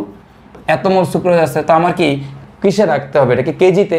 তো 1 কেজি সমান কত গ্রাম? 1000 গ্রাম। তার মানে 1000 গ্রাম পানিতে আমাদের এই সুক্রোজ আছে কত মোল। তুমি জাস্ট এটাকে যদি বের করে ফেললে এটাই হবে আমাদের অ্যান্সার। তো সুতরাং অ্যান্সার হবে এত মোলাল সলিউশন। ক্লিয়ার কিনা? Okay fine. তো আমরা যদি এবার আমাদের তার পরের মেটটাতে যাই, কি বলছে দেখো, 1 লিটার পানিতে 490 গ্রাম সালফিউরিক অ্যাসিড দ্রবীভূত করা হলে নরমালিটি কত? তো আবারও দেখো 1 লিটার পানির মধ্যে 1 লিটার পানিতে না, এটা হবে 1 লিটার দ্রবণে 1 লিটার দ্রবণে 490 গ্রাম সালফিউরিক অ্যাসিড দ্রবীভূত করা হলে নরমালিটি কত? তার মানে আমার এখানে 1 লিটার দ্রবণ আছে, সেই দ্রবণের মধ্যে আমি 490 গ্রাম সালফিউরিক অ্যাসিড দিচ্ছি। তো এখন বলো তো 590 গ্রাম সালফিউরিক অ্যাসিড দিচ্ছি, তো নরমালিটি কত? তো নরমালিটি ডেফিনিশন কি ছিল? 1 লিটার দ্রবণে যত তুল্য ভর থাকে, তুল্য ভর, তাহলে আমার এখানে কিন্তু তুল্য ভর লাগবে। তো সালফিউরিক অ্যাসিডের তুল্য ভর কত হবে? দেখো 490 গ্রাম সালফিউরিক অ্যাসিড সমান কত তুল্য ভর? একটু আগে দেখা আসছে ভাইয়া 10 তুল্য ভর। তার মানে 1 লিটার পানিতে কত তুল্য ভর দ্রবীভূত আছে? 10 তুল্য ভর দ্রবীভূত আছে। তাহলে আমার অ্যান্সার কত বলো তো? 10 নরমাল। সো এটাই হবে আমাদের অ্যান্সার। ক্লিয়ার? খুবই সিম্পল। তো এরকম ডেফিনেশন থেকেই আমাদের মাঝে মধ্যে কিছু ম্যাথ করতে বলে, ম্যাথটাই কোনো একটা ইঞ্জিনিয়ারিং ইউনিভার্সিটিতে আসা একটা ম্যাথ। তো আমাদের কিন্তু এরকম বেসিক থেকে আমাদের প্রশ্ন আসতে পারে। তো আসলে আই গেস আমরা এখন এগুলো থেকে ভুল করব না। তো আমরা তো এতক্ষণ মোলারিটি এবং নরমালিটি সম্পর্কে জানলাম। তো আমরা এবার দেখবো যে কিভাবে আমি একটা থেকে আরেকটাতে যেতে পারি, বা মোলারিটিকে কিভাবে মোলালিটিতে নিতে পারি, বা মোলালিটিকে কিভাবে মোলারিটিতে আনতে পারি, অথবা মোলারিটি থেকে কিভাবে নরমালিটিতে যেতে পারি, বা নরমালিটি থেকে কিভাবে মোলারিটিতে আসতে পারি। তো এই কনভার্সনটা আমরা কিভাবে করব, তো সেটাই হচ্ছে আমরা এখন দেখব। তো খেয়াল করো, মোলারিটি আর নরমালিটির মধ্যে ফার্স্টে কনভার্সনটা আমরা একটু দেখে নেই, যে মোলারিটি থেকে নরমালিটিতে যাব, নরমালিটি থেকে মোলারিটিতে যাব। তো এইটা খুবই সহজ। মোলারিটি থেকে নরমালিটি বের করার সিস্টেমটা হচ্ছে, কনভার্সনটা হচ্ছে n = ES। তো এখানে n কি? n হচ্ছে আমাদের নরমালিটি, E কি? তুল্য সংখ্যা, S কি? মোলারিটি। ওকে, S দিয়ে মোলারিটিকে ইন্ডিকেট করে। তাহলে n হচ্ছে নরমালিটি, E হচ্ছে তুল্য সংখ্যা, আর S হচ্ছে আমাদের মোলারিটি। তো তাহলে এদের মধ্যে এখন যদি আমি কনভার্ট করতে চাই, তাহলে কিভাবে কনভার্ট করবো? ধরো তোমাকে বললাম 0.3 মোলার সালফিউরিক অ্যাসিড H2SO4 সমান কত নরমাল সলিউশন। এটা নরমালিটি কত বের করতে বলছে। তাহলে 0.3 মোলার সালফিউরিক অ্যাসিডের জন্য নরমালিটি। তাহলে আমরা নরমালিটি কি জানি? n = আমরা কি জানি বলো তো? ES। তাহলে এখন দেখো তো, তোমরাই বলো E এর মান কত? এখানে তুল্য সংখ্যা সালফিউরিক অ্যাসিডের জন্য আমাদের তুল্য সংখ্যার মান কত? সালফিউরিক অ্যাসিডের তুল্য সংখ্যা হচ্ছে 2। আর এটার মোলারিটি দেখো, মোলারিটি দেওয়া 0.3। তাহলে এটাকে 0.3 দিয়ে যদি তুমি গুণ করে দাও, আমার আসতেছে 0.6। ওকে, তার মানে আমার এখানে সালফিউরিক অ্যাসিডের নরমালিটি কত? 0.6 নরমাল। সিম্পল। আচ্ছা, এখন যদি তোমাকে এরকম বলতো যে 0.9 নরমাল H3PO4 এইটা সমান কত মোলার সলিউশন? দেখো নরমালিটি দেওয়া আছে, মোলারিটিতে যেতে বলছে। তাহলে আমাদের ফর্মুলা কি? n = ES। এখন বলো n এর মান কত? 0.9। E এর মান কত? দেখো H3PO4 এর জন্য E এর মান হচ্ছে 3। আমাকে বের করতে হবে মোলারিটি অর্থাৎ S এর মান। তাহলে তুমি এখান থেকে S এর মান বের করে দাও, S এর ভ্যালু আসবে 0.3। তার মানে আমার অ্যান্সার হবে 0.3 মোলার। ওকে, তো এরকম আমাদের মাঝে মধ্যেই মোলারিটি থেকে নরমালিটিতে যেতে হয়, নরমালিটি থেকে মোলারিটিতে যেতে হয়। মাঝে মধ্যে আমাদের অঙ্কের ইউনিটগুলো মোলারিটিতে দেওয়া থাকে না, নরমালিটিতে দেওয়া থাকে। তখন আমাদের ঘাবড়ানোর কোনো দরকার নাই, আমরা খুব সিম্পলি মোলারিটি থেকে নরমালিটিতে যেতে পারবো। এখন ধরো তোমাকে যদি ভাই এরকম বলে 0.2 নরমাল HCl সমান কত মোলার সলিউশন। তো দেখো তো ভাইয়া কি হবে? n = আমরা জানি ES। এখন বলো তো আমার এখানে n এর মান কত? 0.2, E এর মান কত? 1, S কত? S। তাহলে এখান থেকে ক্যালকুলেশন করলে দেখো S এর ভ্যালু কত আসতেছে? 0.2। তার মানে কি দেখো তো? তার মানে হচ্ছে আমাদের যদি তুল্য সংখ্যা 1 হয়, তাদের ক্ষেত্রে নরমালিটি যেই কথা মোলারিটিও কি কথা, একই কথা, ঠিক আছে। নর্মালিটি যেই কথা, মোলারিটিও একই কথা। তো এই ট্রিক্সটা আমাদের বিভিন্ন ম্যাথে ভর্তি পরীক্ষাগুলোতে খাটায়। তোমরা করে কি, এরকম হচ্ছে নর্মালিটি দেওয়া থাকে, কিন্তু যেই যোগে নর্মালিটি দেওয়া আছে দেখবো ওই যোগের তুল্য সংখ্যা হচ্ছে 1, তার মানে আসলে ওটা নর্মালিটি দেওয়া আছে মানে কি দেওয়া আছে বলো তো, মোলারিটি দেওয়া আছে, ঠিক আছে। তার মানে আমরা কিভাবে মোলারিটি থেকে নর্মালিটিতে কনভার্ট করতে পারবো সেটা আমরা দেখে ফেললাম। এবার আমরা যেটা দেখবো সেটা হচ্ছে মোলারিটি থেকে কিভাবে মোলালিটিতে যাওয়া যায়। এই মোলারিটি এবং মোলালিটির মধ্যে পারস্পরিক রূপান্তরের ফর্মুলাটা কি, ফর্মুলাটা হচ্ছে এরকম ভাইয়া, যে Sm equal to S divided by rho minus MS into 10⁻³ তো দেখো তবে কি বলছে, Sm equal to S divided by rho minus MS into 10⁻³ তো এখানে খেয়াল করো Sm কি, দেখো ছোট হাতের এম দেওয়া না, তো ছোট হাতের এম দিয়ে বোঝাচ্ছে মোলালিটি, তার মানে Sm দিয়ে কি বোঝাচ্ছে, এটা দিয়ে বোঝাচ্ছে মোলালিটি। আর এই যে S দিয়ে কি বোঝায়, S দিয়ে বোঝাচ্ছে molarity, okay. Divided by rho মানে ঘনত্ব, মাইনাস এম মানে আণবিক ভর, এই এম মানে হচ্ছে আমাদের আণবিক ভর, আর এই S মানে কি মোলারিটি ইন্টু 10⁻³ তুমি যদি এই ফর্মুলার মধ্যে মান বসায় দাও তাহলে মোলারিটি থেকে তুমি মোলারিটিতে যেতে পারবা, আবার মোলারিটি থেকে তুমি মোলারিটিতেও যেতে পারবা। তো কীরকম, চলো আমরা একটা ম্যাথ করে জিনিসটা বোঝার ট্রাই করি। তোমার দেওয়া আছে 0.2 মোলার লেড নাইট্রেটের মোলালিটি কত, অর্থাৎ মোলারিটি দেওয়া আছে, আমাকে মোলালিটি বের করতে বলছে। আচ্ছা, এখন দ্রবণের ঘনত্ব দেওয়া এবং হচ্ছে তোমার আণবিক ভর এম দেওয়া 331.2 এবং এই ঘনত্বের একক হচ্ছে গ্রাম পার সিসি, ওকে, বা গ্রাম পার সেন্টিমিটার কিউব বা গ্রাম পার ml, ওকে। তো এখন আমি যে অঙ্কটা করব, তো এই অঙ্কটা কীভাবে করব, মোলারিটি থেকে মোলারিটিতে যেতে হবে। তো আমার ফর্মুলাটা কি, Sm equal to S divided by rho minus MS into 10⁻³ এখন দেখো মোলালিটি বের করব, তার মানে এটাই বের করব। মোলারিটি দেওয়া আছে 0.2 মোলার ডিভাইডেড বাই রোর মান দেওয়া আছে 1.2 মাইনাস এম, আণবিক ভর কত 331.2 ইন্টু মোলারিটি এস মানে মোলারিটি, এটার মান হচ্ছে 0.2 ইন্টু 10⁻³ তুমি যেখান থেকে ক্যালকুলেশন করলেই তুমি কিন্তু এখান থেকে মোলারিটি বের করে ফেলতে পারবা।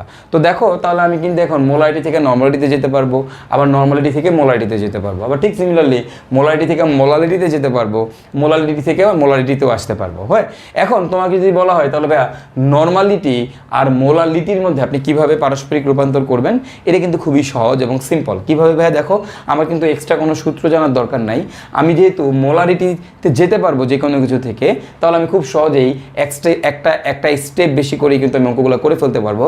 এই ক্ষেত্রে আমার কিন্তু আলাদা কোনো ফর্মুলা মনে রাখার দরকার নেই। কীরকম, ধরো তোমাকে বললাম 0.3 নর্মাল, এটাকে তুমি মোলালিটিতে কনভার্ট করো, তো তুমি কিভাবে কনভার্ট করবা বলো তো, এই জিনিসটাকে তুমি আগে কিসে নিবা, আমরা আগে এটাকে মোলারিটিতে নিয়ে যাব, তো এই মোলারিটি থেকে পরবর্তীতে আমি মোলালিটিতে নিয়ে যাব, সিম্পল। তো আমার কিন্তু এক্সট্রা কোনো সূত্র মনে রাখার দরকার পড়তেছে না। তো আমরা এদের মাঝখানে পারস্পরিক রূপান্তরগুলো দেখে ফেললাম এবং আমরা আমাদের যে তিনটা বিখ্যাত ইউনিট ছিল ঘনমাত্রার, মোলারিটি এবং নর্মালিটি, এগুলো সম্পর্কে দেখলাম। এখন আমরা আমাদের যে ঘনমাত্রার আরও বিভিন্ন ধরনের প্রকাশ আছে সেই জিনিসগুলো নিয়ে আমরা একটু আলোচনা করব। তো দেখো আমরা যেটা দেখবো এখন সেটা হচ্ছে পার্সেন্টেজ থেকে মোলারিটি। তো তোমাদের মনে আছে কি না, আমি যখন তোমাদেরকে অম্লক্ষার সাম্যাবস্থা বা অ্যাসিড বেজ ইকুইলিব্রিয়াম যে চ্যাপ্টারটা পড়িয়েছিলাম, সেখানে কিন্তু তোমাদেরকে অলরেডি এই ঘনমাত্রা নিয়ে কিন্তু তোমাদেরকে অনেক ডিটেলস একটা লেকচার দেওয়া হয়েছে এবং সেখানে কিন্তু আমরা মোটামুটি সবগুলো সম্পর্কে তোমাদের আইডিয়া দিয়ে আসছিলাম। এখন ওই জিনিসগুলোকে আমরা আরেকটু ইলাবোরেটলি দেখতেছি, আর কিছুই না। তো এখন যে জিনিসটা দেখবো সেটা হচ্ছে আমাদের পার্সেন্টেজ থেকে কিভাবে আমরা মোলারিটিতে যেতে পারি। তো মাঝে মাঝে আমাদের মোলারিটিটা ডিরেক্টলি না দিয়ে আমাদের মাঝে মধ্যে কী দেওয়া থাকে জানো, এরকম পার্সেন্টেজ দিয়ে দেয়। তো এই পার্সেন্ট আকারে দেওয়া থাকলে সেখান থেকে কীভাবে আমি ঘনমাত্রাটা মোলারিটিতে কনভার্ট করে নিয়ে অঙ্ক করব, তো সেই জিনিসটা আমরা এখন একটু দেখে ফেলবো। তো কি করা থাকে জানো, অঙ্কের মধ্যে এরকম দেখবে দেওয়া থাকে X% দিয়ে এরকম ব্রেকেট দেওয়া থাকবে, ব্রেকেট দিয়ে একটা ভগ্নাংশ আকারে জিনিস থাকে। তো এই ভগ্নাংশ আকারে কী থাকে মনে রাখবা, ভগ্নাংশ আকারে উপরে থাকে দ্রব আর নিচে থাকে হচ্ছে আমাদের দ্রবণ।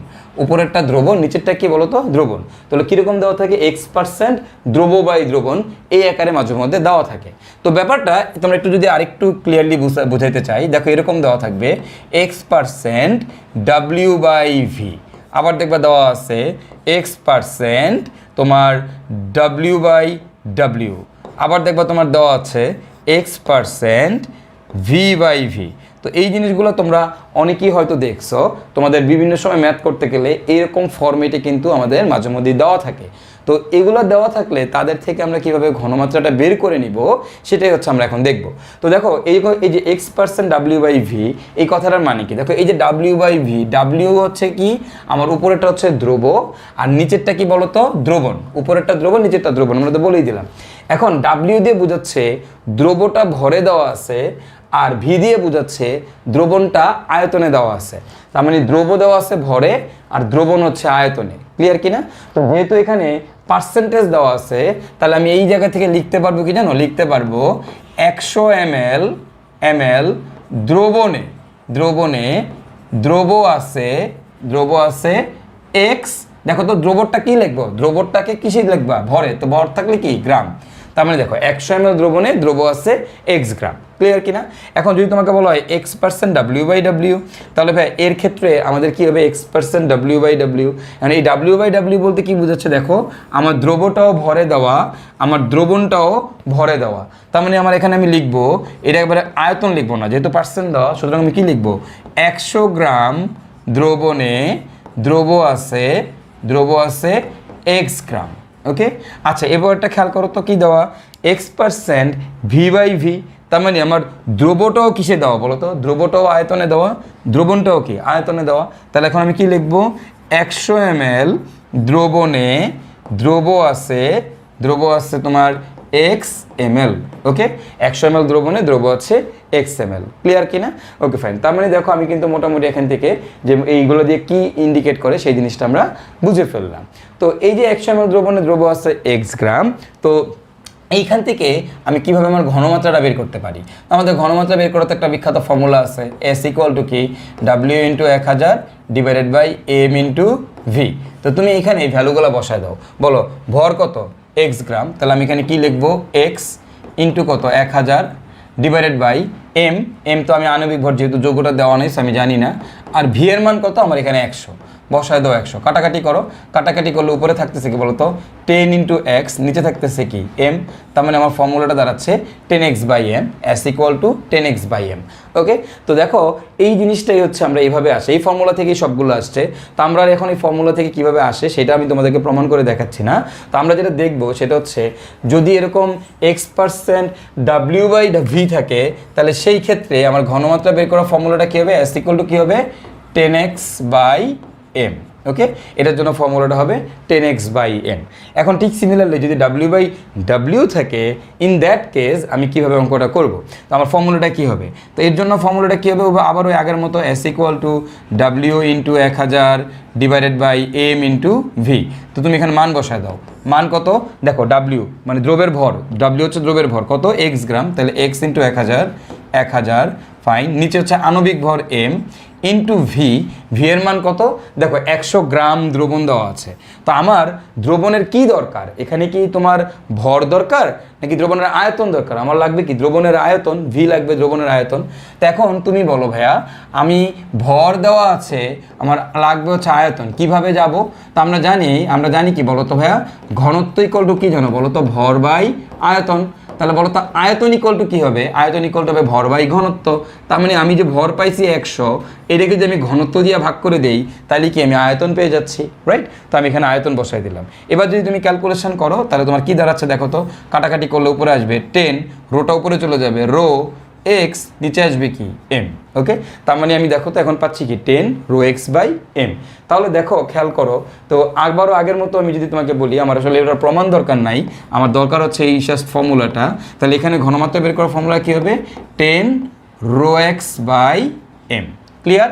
ঠিক সিমিলারলি যদি x% v/v দেওয়া থাকে তাহলেও তার জন্য আমাদের ঘনমাত্রা বের করার ফর্মুলাটা কী হবে, ফর্মুলাটা হবে 10 রো x/m। ওকে, তো এটাই হচ্ছে আমাদের কাহিনী, দুইটার ক্ষেত্রেই 10 রো x/m। এখন এই রো দিয়ে তুমি কখন গুণ করবা খেয়াল করো, একটা জিনিস কিন্তু সবার ক্ষেত্রে কমনটা কি বলো তো, এটা কি 10x/m, এখানেও দেখো আছে কি 10x/m, এখানেও কি আছে 10x/m, সব কাহিনী কিন্তু 10x/m আছে। জাস্ট এইখানে একটা রো দিয়ে গুণ, এখানে একটা রো দিয়ে গুণ। তো রো দিয়ে তুমি কখন গুণ করবা আগে একটু বুঝো। যে জিনিসটা হচ্ছে এই যে x% w/v এটা হচ্ছে আমাদের আদর্শ, এটা কি আদর্শ। তা আমরা এই আদর্শের সাথে বাকিগুলোর কম্পেয়ার করব। তুমি এইটাকে আদর্শের সাথে কম্পেয়ার করো, দেখো তো এটাকে যদি তুমি আদর্শের সাথে কম্পেয়ার করো, কম্পেয়ার করলে কি হবে দেখো তো, এখানে আছে W/V, এখানে আছে W/W। তো দেখো তো আদর্শের সাথে কম্পেয়ার করে দেখো তো কয়টা চেঞ্জ করা হয়েছে, কয়টা চেঞ্জ করা হয়েছে, জাস্ট একটা চেঞ্জ করা হয়েছে না? তাহলে যতগুলা চেঞ্জ করাবে ততটা রো দিয়ে গুণ, একটা চেঞ্জ করছে তাহলে একটা রো দিয়ে গুণ। ব্যাপারটা বুঝে গেছে? বলো ভাই কাকে চেঞ্জ করছে, দ্রবকে চেঞ্জ করছে না দ্রবণকে চেঞ্জ করছে? দ্রবণকে চেঞ্জ করছে, তাহলে আমাদের এখানে কি হবে, এই যে ঘনত্বটা হবে, এই ঘনত্বটা হচ্ছে আমাদের ভাইয়া দ্রবণের ঘনত্ব, এটা হচ্ছে দ্রবণের ঘনত্ব। বোঝা গেছে কিনা? এবার আসো তারপরেরটা, এটাকে আদর্শের সাথে কম্পেয়ার করো, কয়টা চেঞ্জ করছে? তোমরা বলবা দুইটাই, আসলে না, আদর্শ কোনটা বলো? আদর্শ হচ্ছে এই যে, এটা হচ্ছে আমাদের আদর্শ। তুমি এটাকে আদর্শের সাথে কম্পেয়ার করো, কম্পেয়ার করে দেখো তবে কয়টা চেঞ্জ করছে, এটার সাথে এটা কম্পেয়ার করে দেখো কয়টা চেঞ্জ করছে। ভাই কয়টা চেঞ্জ করছে? একটা চেঞ্জ করছে। কাকে চেঞ্জ করছে? উপরেরটা। উপরে কে? দ্রব, তাহলে দ্রবকে চেঞ্জ করছে, তাহলে একটা চেঞ্জ করছে, তাই 10x/m কে একটা রো দিয়ে গুণ করছি। এবং কাকে চেঞ্জ করছে? দ্রবকে, তাই এই ঘনত্বটা হচ্ছে আমাদের দ্রবের ঘনত্ব। ওকে, তাহলে দেখো আমরা কি দেখলাম, আমরা দেখলাম হচ্ছে আমাদের যে ঘনমাত্রা যে এরকম পার্সেন্টেজ আকারে বিভিন্নভাবে প্রকাশ করা থাকে, সেখান থেকে আমরা কিভাবে মোলারিটি বের করতে পারি, মোলারিটি বের করার ফর্মুলাগুলো আমরা দেখলাম। কখন W/W থাকলে আমাদের একটা রো দিয়ে গুণ করতে হবে, সেই ক্ষেত্রে রোটা হচ্ছে আমাদের দ্রবণের ঘনত্ব, আর যদি W/V দেওয়া থাকে তখন আমাদের একটা রো দিয়ে গুণ করতে হবে, এই ক্ষেত্রে আমাদের রোটা হচ্ছে আমাদের দ্রবের ঘনত্ব। ক্লিয়ার? Okay fine. তো মোটামুটি এতটুকু যদি তোমরা বুঝতে পারো, তাহলে এখন এখান থেকে আরেকটা জিনিস একটু দেখো, মাঝে মধ্যে এরকম শুধুমাত্র X% দেওয়া থাকে, তো X% দিয়ে সেখানে ব্রেকেট দিয়ে আর কিছু দেওয়া থাকে না। তো দেখো যদি এরকম কোনো কিছু দেওয়া না থাকে, তখন আমি ধরে নিব আমার এখানে আদর্শটা দেওয়া আছে। তো আমাদের আদর্শ কোনটা বলো তো ভাইয়া? আদর্শটা কি? আদর্শটা কি বলো তো? W/V, এটা হচ্ছে আমাদের আদর্শ। তার মানে মনে মনে ধরে নিব এখানে W/V আছে, আর তার জন্য আমাদের ফর্মুলাটা কি হবে? S = কি হবে বলো তো? S = হবে 10x/m। বোঝা গেছে কিনা? আবার মাঝে মধ্যে এরকম দেখবা যে তোমার X% দিয়ে এখানে দেখবা বলা থাকে ভরের হিসাবে, ভরের হিসাবে বলা থাকে। আর যখন তোমাকে বলবে ভরের হিসাবে, এই কথাটা বলা মানে কি জানো? এই কথাটা বলা মানে মনে রাখবা, এখানে যখন বলে দিছে ভর, তার মানে মনে রাখবা এখানে W/W, এই জায়গায় W/W আছে। তার মানে যখন কোনো কিছু দেওয়া থাকবে না, তখন হবে শুধুমাত্র 10x/m মানে W/V। আর যদি এরকম X% দিয়ে ভরের হিসাবে বলা থাকে, তখন মনে রাখবা সেখানে হবে W/W। তো এই টাইপের জিনিস আমাদের অঙ্ক করার ক্ষেত্রে প্রচুর কাজে লাগবে। ঠিক আছে? তো আমরা মোটামুটি কীভাবে পার্সেন্ট থেকে মোলারিটি এবং মোলারিটিতে কনভার্ট করা যায় সেটা আমরা দেখলাম। তো তুমি যদি মোলারিটিতে কনভার্ট করতে পারো, তুমি তো খুব সহজে পরবর্তীতে মোলারিটিতেও কনভার্ট করতে পারবা, কোনো সমস্যা হবে না। তো আমরা চলো এখান থেকে দুইটা ম্যাথ করি জিনিসটা বোঝার ট্রাই করি। তোমাকে ফার্স্টে বলছে 2.5% W/V সোডিয়াম হাইড্রোক্সাইডের মোলারিটি কত, পিএইচ কত। তাহলে দেখো আমার 2.5% সোডিয়াম হাইড্রোক্সাইডের মোলারিটি কত বের করতে বলছে। তো এটার মোলারিটি বের করবো, বলো তো এখানে কি W/V দেওয়া, তাহলে মোলারিটি বের করার ফর্মুলা কি? 10x/m। তাহলে এখন দেখো তো 10 × x এর মান কত? 2.5 / m এর মান কত বলো তো? সোডিয়াম হাইড্রোক্সাইডের জন্য 40। তো ক্যালকুলেশন করলে ভ্যালু আসবে মেবি 0.625 মোলার। তাহলে দেখো আমি এটার ঘনমাত্রা যে নিয়ে গেছি 0.625 মোলার। আমাকে পিএইচ বের করতে বলছে। বলো এটা কি অ্যাসিড না ক্ষার? এটা একটা ক্ষার। ক্ষারের ক্ষেত্রে কি পিএইচ হয় না পিওএইচ হয়? পিওএইচ। তাহলে আমরা কি করবো, আগে এটার পিওএইচ বের করব। তাহলে পিওএইচ = হবে -log জাস্ট এর ঘনমাত্রা 0.625। কয়টা ওএইচ আছে? একটাই ওএইচ, তাই কোনো কিছু দিয়ে গুণ করব না। আমি এখান থেকে পিওএইচ পেয়ে যাব। পরবর্তীতে 14 থেকে বিয়োগ করে দিলেই, 14 থেকে পিওএইচ বিয়োগ করে দিলে আমরা এখান থেকে পিএইচ পেয়ে যাব। সিম্পল। তো আমরা এবার হচ্ছে আমাদের তার পরের ম্যাথটা করি। 2.5% W/W সোডিয়াম হাইড্রোক্সাইডের মোলারিটি কত? এখন দেখো এখানে 2.5% W/W সোডিয়াম হাইড্রোক্সাইড বলছে। তো যখন W/W বলা থাকে, তখন তার জন্য আমাদের ঘনমাত্রা বের করার ফর্মুলাটা কি? 10 ρx/m। তো এখানে আমরা বসাই দিই 10 × আমার এখানে রোর ভ্যালু দেওয়া আছে ঘনত্ব 1.2 ইন্টু হচ্ছে এক্স এর মান কত 2.5 বাই আণবিক ভর কত বলো তো? সোডিয়াম হাইড্রোক্সাইডের জন্য 40। ক্যালকুলেশন করলে আমি এখান থেকে ঘনমাত্রা পেয়ে যাবো, অ্যান্সার হবে এত মোলার। আর আমি এখন এখানে যে ঘনত্ব দেওয়া আছে ইউনিট কি? গ্রাম পার ml, গ্রাম পার সিসি বা গ্রাম পার সেন্টিমিটার কিউব, একই কথা, কোনো সমস্যা হবে, একই জিনিস মিন করে। এরপরটা বলছে 2.5% সোডিয়াম হাইড্রোক্সাইডের মোলারিটি কত। এখন কিন্তু আমার এখানে ব্রেকেট দিয়ে তোমার বলা নাই W/V নাকি W/W। তো যদি বলা না থাকে, ইন দ্যাট কেস আমাদের কি হয় গাইজ বলো তো? কোনো কিছু যখন বলা না থাকে, বলা না থাকলে এটা বোঝাচ্ছে আমাদের কি বলো তো? W/V। আর W/V হলে তার জন্য ঘনমাত্রা বের করার ফর্মুলা কি? 10x/m। এম। তো জাস্ট মানগুলো বসায় দাও, বসায় দিলে কিন্তু এখান থেকে তুমি মোলারিটি পেয়ে যাবা। পরবর্তীতে পিএইচ কীভাবে বের করতে হবে সেটা তো আমি দেখাই দিলাম উপরে, পিএইচ কীভাবে বের করতে হবে। ঠিক আছে, তাহলে আমরা কি দেখলাম মোটামুটি কীভাবে আমাদের পার্সেন্টেজ থেকে মোলারিটিতে কনভার্ট করতে হয় সেই জিনিসটা আমরা একটু দেখে ফেললাম। এখন আরেকটা ইম্পর্টেন্ট প্রশ্ন আমরা এখান থেকে সলভ করব। কি বলছে দেখো, 1.2 আপেক্ষিক গুরুত্ব বিশিষ্ট, এই যে 1.2 আপেক্ষিক গুরুত্ব মানে কি দেওয়া জানো, ঘনত্ব দেওয়া। তো মনে রাখবা যে যখন আপেক্ষিক গুরুত্ব দেওয়া থাকে তখন এই আপেক্ষিক গুরুত্বের সাথে এই যে 1.2 এটা হচ্ছে আপেক্ষিক গুরুত্ব, এর সাথে যখন এটা ইউনিট বসাই দিবা গ্রাম পার এমএল তখন এটা ঘনত্বে কনভার্ট হয়ে যাবে। তার মানে আপেক্ষিক গুরুত্ব যেই কথা, ঘনত্ব একই কথা। আপেক্ষিক গুরুত্বের সাথে একক দেওয়া থাকে না, আর সেটাকে ঘনত্ব যদি লিখতে চাও কি করতে হবে, জাস্ট একটা ইউনিট বসাই দিতে হবে। ইউনিটটা কি ভাইয়া, গ্রাম পার এমএল।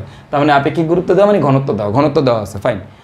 বিশিষ্ট সালফিউরিক অ্যাসিড দ্রবণের মোলারিটি কত হিসাব করো, যেখানে ভর হিসাবে 27% সালফিউরিক অ্যাসিড আছে, যেখানে ভর হিসাবে 27% সালফিউরিক অ্যাসিড আছে। তো এই জায়গাটাই হচ্ছে এখানে যে বড় ব্যাপার, যে এখানে ভর হিসাবে 27% সালফিউরিক অ্যাসিড আছে। ওকে, তো আমি এখন তাহলে এটা কিভাবে করব, ভর হিসেবে 27% সালফিউরিক অ্যাসিড আছে। তো এই যে 27%টা যে দেওয়া আছে 27%, এটা ভাই আমাদের কি আকারে দেওয়া আছে বলো তো ভাইয়া, এটা হচ্ছে আমাদের W/W আকারে। কেন W/W আকারে, কারণ বলে দিচ্ছে ভর হিসাবে, তার মানে এটা W/W। আর তাইলে এটার ক্ষেত্রে আমাদের মোলারিটি বের করার ফর্মুলাটা কী হবে, S = কী হবে বলো তো, 10 ρx/m। তো আমি এখানে 10 ρx/m বসায় দাও। 10 ইন্টু রো এর ভ্যালু কত আমরা জানি 1.2, এক্স এর মান কত 27, আর আণবিক ভর হবে সালফিউরিক অ্যাসিডের আণবিক ভর 98। শেষ, ক্যালকুলেশন করলে তুমি এখান থেকে মোলারিটি পেয়ে যাবা। That's it. আমাকে বলছে মোলারিটি কত, তারপর বলছে আমাকে মোলালিটি কত। তো মোলালিটি কেমনে বের করে ভাই বলো তো, SM = জানি কি S/ρ - ms ইন্টু 10⁻³ তো ভাই আমি S এর মান জানি বাক্স, তারপরে রোর মান জানি 1.2 মাইনাস আণবিক ভর 98 ইন্টু S বাক্স ইন্টু 10⁻³ ক্যালকুলেশন করলে আমি মোলালিটিতে কনভার্ট করে ফেলতে পারতেছি। তো এইটাও কিন্তু আমাদের কোনো একটা ইঞ্জিনিয়ারিং ইউনিভার্সিটির ভর্তি পরীক্ষাতে আসা একটা প্রশ্ন। তো তোমরা মোটামুটি একটু কোশ্চেন ব্যাংক অ্যানালাইসিস করলেই দেখতে পাবা এই ধরনের প্রশ্ন কিন্তু আমাদের ভর্তি পরীক্ষাতে প্রচুর পরিমাণে আসে। এবং আই গেস এই মোলালিটি এবং মোলারিটির যে কনসেপ্টটা এবং হচ্ছে আমাদের যে পার্সেন্টেজের যে কনসেপ্টটা, এই জিনিসটা তোমরা খুব ভালো করে আয়ত্ত করতে পারছো। তো আমাদের পার্সেন্টেজের পরে আমরা আরেকটা ইম্পর্টেন্ট টপিক নিয়ে আলোচনা করব। এটাও আমাদের ঘনমাত্রার এই প্রকাশের আরেকটা রূপ, আর সেটা হচ্ছে আমাদের পিপিএম। বা পিপিএম মানে কি, পিপিএম মানে হচ্ছে parts per million. Parts per million, million বলতে বোঝায় 10⁶, অর্থাৎ 10⁶ এর মধ্যে কতটুকু আছে সেটাই হচ্ছে আমাদের পিপিএম। তো যাদের ঘনমাত্রা অনেক কম, যদি কোনো একটা জিনিসের ঘনমাত্রা অনেক কম হয় তখন সেই মানগুলোকে তোমার পিপিএম দিয়ে প্রকাশ করে, যে 10⁶ এর মধ্যে কতটুকু আছে। ব্যাপারটা বোঝা গেছে কিনা? তখন কি দিয়ে প্রকাশ করে, পিপিএম দিয়ে প্রকাশ করে। পিপিএম দিয়ে প্রকাশ করলে তখন মানটা বড় লাগে, দেখতে বড় লাগে, বাট অ্যাকচুয়ালি জিনিসটা হচ্ছে অনেক ক্ষুদ্র। পিপিএম খুবই ক্ষুদ্র একটা একক, অনেক কম ঘনমাত্রার জিনিসের জন্য আমরা পিপিএম ইউনিটটা ব্যবহার করি। তাহলে পিপিএম = কি, পার্টস পার মিলিয়ন, আর মিলিয়ন মানে কত 10⁶। ঠিক সিমিলারলি এরকম থাকতে পারে ভাই পিপিবি। যদি পিপিবি থাকে তাহলে ভাই তার ক্ষেত্রে কি হবে বলো তো ভাই, পিপিবি হবে হচ্ছে কত, পার্টস পার বিলিয়ন, তার মানে কত 10⁹ এর মধ্যে কত। এরপর হচ্ছে পিপিটি মানে পার্টস পার ট্রিলিয়ন, তার মানে 10⁻12 এর মধ্যে কত। ঠিক আছে, তো একই জিনিস, এগুলো আসলে সব কিছু একই জিনিস মিন করে, কোনো সমস্যা নাই। তো পিপিএম হচ্ছে 10⁶ এর মধ্যে কতটুকু আছে। তো জিনিসটা খুবই সহজ। তো তুমি জাস্ট হচ্ছে ঐকিক নিয়ম করলেই অঙ্কগুলো বের হয়ে যায়, মানে অ্যান্সার বের করে ফেলতে পারবা। তো তারপরেও আমি এখান থেকে একটা শর্টকাট টেকনিক তোমাদেরকে বলে দিই, সেটা হচ্ছে এই যে পিপিএম সমান মনে রাখবা মিলিগ্রাম পার লিটার। এখন কখন মিলিগ্রাম পার লিটার লেখা যায়, যদি আমাদের দ্রাবকটা পানি হয়। দ্রাবক পানি হলে আমি লিখতে পারবো আমাদের পিপিএম = মিলিগ্রাম পার লিটার। ঠিক আছে, তো তুমি যদি কোনো একটা জিনিসকে ভরকে মিলিগ্রামে কনভার্ট করো, আর তুমি যদি হচ্ছে আয়তনটাকে লিটারে কনভার্ট করো, তাহলে এটা পিপিএমে কনভার্ট হয়ে যাবে। ঠিক আছে, তো আমরা এই ছোট্ট কনসেপ্টটা প্রায় সময় আমরা কাজে লাগাবো অঙ্ক করার ক্ষেত্রে। তো আমরা এখন আরেকটা জিনিস দেখবো, সেটা হচ্ছে পিপিএম থেকে এবার কীভাবে মোলারিটিতে কনভার্ট করা যায়। তো দেখো পিপিএম থেকে কীভাবে মোলারিটিতে যাবো, বা মোলারিটি থেকে কীভাবে পিপিএমে যাব। তো ফর্মুলাটা কি দেখো ভাই, পিপিএম এর ফর্মুলাটা হচ্ছে পিপিএম ইকুয়াল টু হচ্ছে 10⁻³ m × s। ওকে, তাহলে পিপিএম = কি 10⁻³ m × s। এখানে m হচ্ছে আণবিক ভর আর s হচ্ছে আমাদের মোলারিটি, এটা তো তোমরা সবাই জানো। তাহলে পিপিএম = 10⁻³ m × s। এখন যদি তোমাকে বলতাম ভাইয়া দেখো বি ইকুয়াল টু কত হবে, সেটা হবে 10⁶ m ইন্টু এস। আর যদি তোমাকে বলতাম ভাইয়া পিপিটি কত হবে, পিপিটি ইকুয়াল টু হবে দেখো 10⁹ m ইন্টু এস। এগুলো হচ্ছে আমাদের ফর্মুলা, পিপিএম, পিপিবি, পিপিডির ফর্মুলা কার ক্ষেত্রে, যদি পিপিএম থেকে মোলারিটিতে যেতে বলে বা মোলারিটি থেকে পিপিএমে যেতে বলে, তাহলে মোলারিটি এবং পিপিএম এর কনভার্সনের ফর্মুলাটা হচ্ছে 10⁻³ m ইন্টু এস। ক্লিয়ার? তো আমরা এতটুকু তো মাথায় রাখবো। এখন আরেকটা জিনিস একটু মনে রাখবা, সেটা হচ্ছে যদি দ্রবণের ঘনত্ব বা আরেকটা জিনিস, ঘনত্ব না দিয়ে থেকে আরেকটা জিনিস দেওয়া থাকতে পারে, সেটা হচ্ছে আপেক্ষিক গুরুত্ব দেওয়া থাকে, তখন কি হবে জানো, যদি দ্রবণের ঘনত্ব বা আপেক্ষিক গুরুত্ব দেওয়া থাকে, সেই ক্ষেত্রে আমাদের পিপিএম ইকুয়াল টু হবে 10⁻³ m into S divided by rho.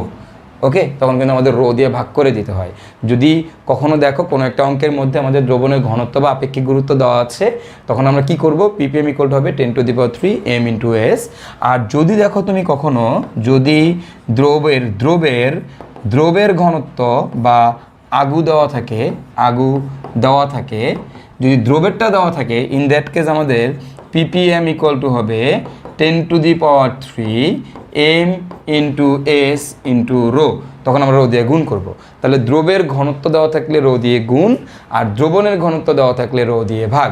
দ্রবেরটা দেওয়া থাকলে রো দিয়ে গুণ, দ্রবণেরটা দেওয়া থাকলে রো দিয়ে ভাগ। ওকে, তো মোটামুটি এই কনসেপ্টটুকু আমাদের জানা লাগবে। অঙ্ক করার ক্ষেত্রে খুবই সহজ। চলো আমরা দুটো ম্যাথ করে জিনিসটা বোঝার ট্রাই করি।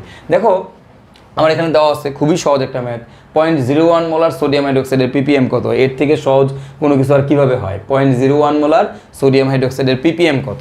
তো আমাকে মোলারিটি দেওয়া আছে, দেখো আমাকে মোলারিটি দিয়ে কী বের করতে বলছে, পিপিএম বের করতে বলছে। তো আমরা পিপিএম কীভাবে বের করবো ভাই, আমরা জানি আমাদের পিপিএম ইকুয়াল টু হচ্ছে 10⁻³ m ইন্টু এস। এখন দেখো আমাদের কী হবে, 10⁻³ আণবিক ভর সোডিয়াম হাইড্রোক্সাইডের জন্য 40, আর এস এর মান তো আমরা জানি দেওয়া আছে 0.01। ক্যালকুলেশন করলে আমার অ্যান্সার চলে আসবে। ঠিক আছে, শেষ। 10 ml পানিতে 0.4 গ্রাম সোডিয়াম হাইড্রোক্সাইড থাকলে পিপিএম কত। তা আবারও পিপিএম বের করতে বলছে 10 ml পানিতে। তো তুমি এটা কিভাবে করবা ভাইয়া, খেয়াল করো তো ভাইয়া।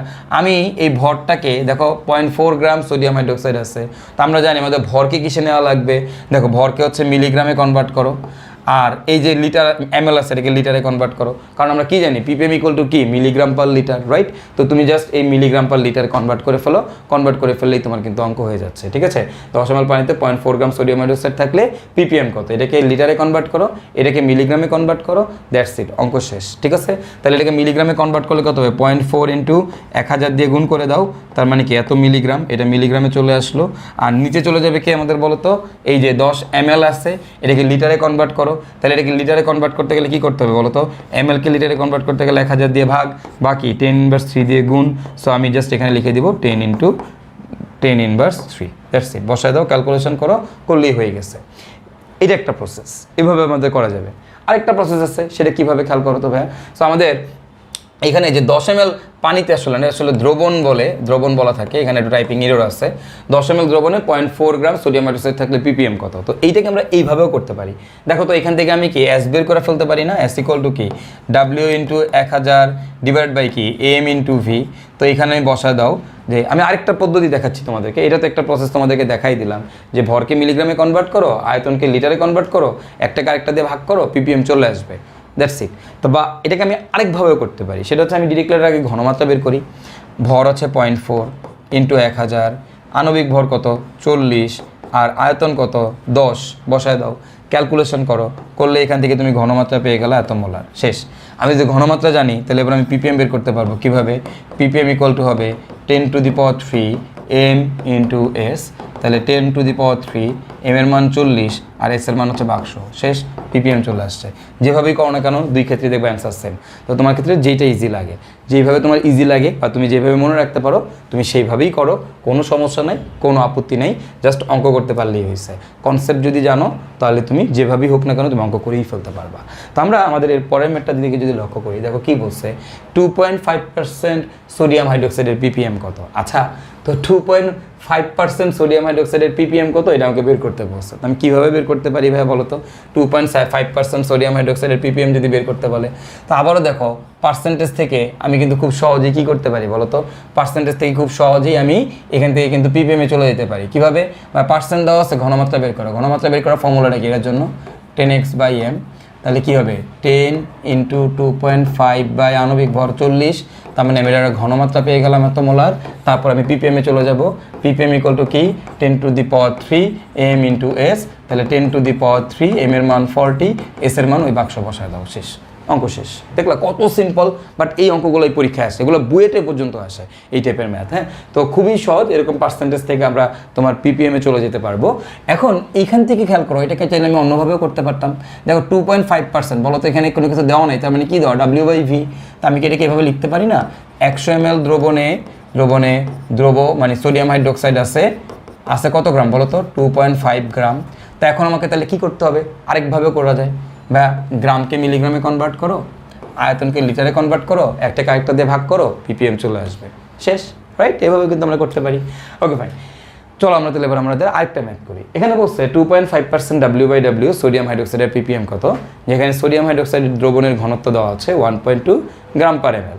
এখন দেখো এইখানে দেওয়া আছে কি, দেখো তো এখানে খুব সুন্দরভাবে কিন্তু দেওয়া আছে 2.5% এই যে W/W সোডিয়াম হাইড্রোক্সাইডের পিপিএম কত। তো এটা সমান সমান তো আমি লিখতেই পারি যে 100 গ্রাম দ্রবণে দ্রব কত, মানে সোডিয়াম হাইড্রোক্সাইড কত? সোডিয়াম হাইড্রোক্সাইড হচ্ছে তোমার 2.5%, মানে 2.5 গ্রাম, রাইট? তাহলে 100 গ্রামের মধ্যে 2.5 গ্রাম। তাহলে তোমার ভাইয়া এবার দেখো এটাও গ্রামে দেওয়া, এটাও গ্রামে দেওয়া, তাহলে কোনো সমস্যাই নাই। তাহলে 1 গ্রামে তোমার পিপিএম কত? তাহলে হচ্ছে তোমার 10⁶ গ্রামের সোডিয়াম হাইড্রোক্সাইড কত, শেষ। করে ফেলো, করলেই কিন্তু আমার অ্যান্সার চলে আসছে। তো যখন আমাদের W/W দেওয়া থাকে তখন আমার কোনো ফর্মুলা টর্মুলা কিছু বসানো লাগে না, আমি ডিরেক্টলি ঐকিক নিয়ম করলেই হয়ে যায়।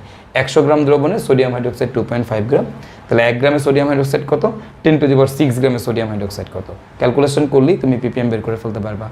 অথবা তুমি কিন্তু এখান থেকে চাইলে অন্যভাবেও করতে পারো। সেটা কীভাবে? পার্সেন্টেজ দেওয়া আছে, তো আমার যেইভাবে সুবিধা, যেইভাবে কনভিনিয়েন্ট লাগে, তাহলে এখান থেকে আমি কি ঘনমাত্রা বের করতে পারি। S = কি 10 ρx/m করে আমি এখান থেকে ঘনমাত্রা বের করে ফেললাম। তাহলে ভাই বলো তো এবার পিপিএম কত হবে? পিপিএম = কী হবে বলো তো? এবার দেখো আমি পিপিএম কীভাবে বের করবো? ঘনমাত্রা জানি, আবার দেখো এখানে কোশ্চেনে কিন্তু দ্রবণের ঘনত্ব দেওয়া আছে। তো মনে আছে দ্রবণের ঘনত্ব দেওয়া থাকলে পিপিএম = কী হয় বলো তো? 10⁻³ m × s ডিভাইডেড বাই কত বলো তো? রো। তো ওইখানে যে ভ্যালুটা পাইছো সেটাকে এখানে বসায় দাও, বসাই দিলে আমাদের অঙ্ক শেষ, দ্যাটস ইট। ওকে, তো দেখো খেয়াল করো, আমি জাস্ট যদি তোমাদেরকে ভ্যালুটা বসাই তাহলে দেখো তো কী আসতেছে। এখানে খেয়াল করো আমাদের যেটা আসতেছে 10 × রো ইন্টু কত 2.5 ডিভাইডেড বাই আণবিক ভর কত 40, ঘনমাত্রা বসায় দাও এখানে। তো এইটাই জাস্ট পিপিএম = 10⁻³ m × s। তাহলে আমি এখানে বসাইতে পারি 10⁻³ m এর মান কত 40, s এর মান কত, ওই যে এখানে দেখো s এর মান 10 × রো ইন্টু 2.5 ডিভাইডেড বাই 40, এখানে রো। খেয়াল করে দেখো একটা জিনিস, এই রো কাটা, এই 40 কি কাটা, ঠিক আছে? জাস্ট তুমি এখানে ক্যালকুলেশন করলেই তোমার অ্যান্সার চলে আসবে।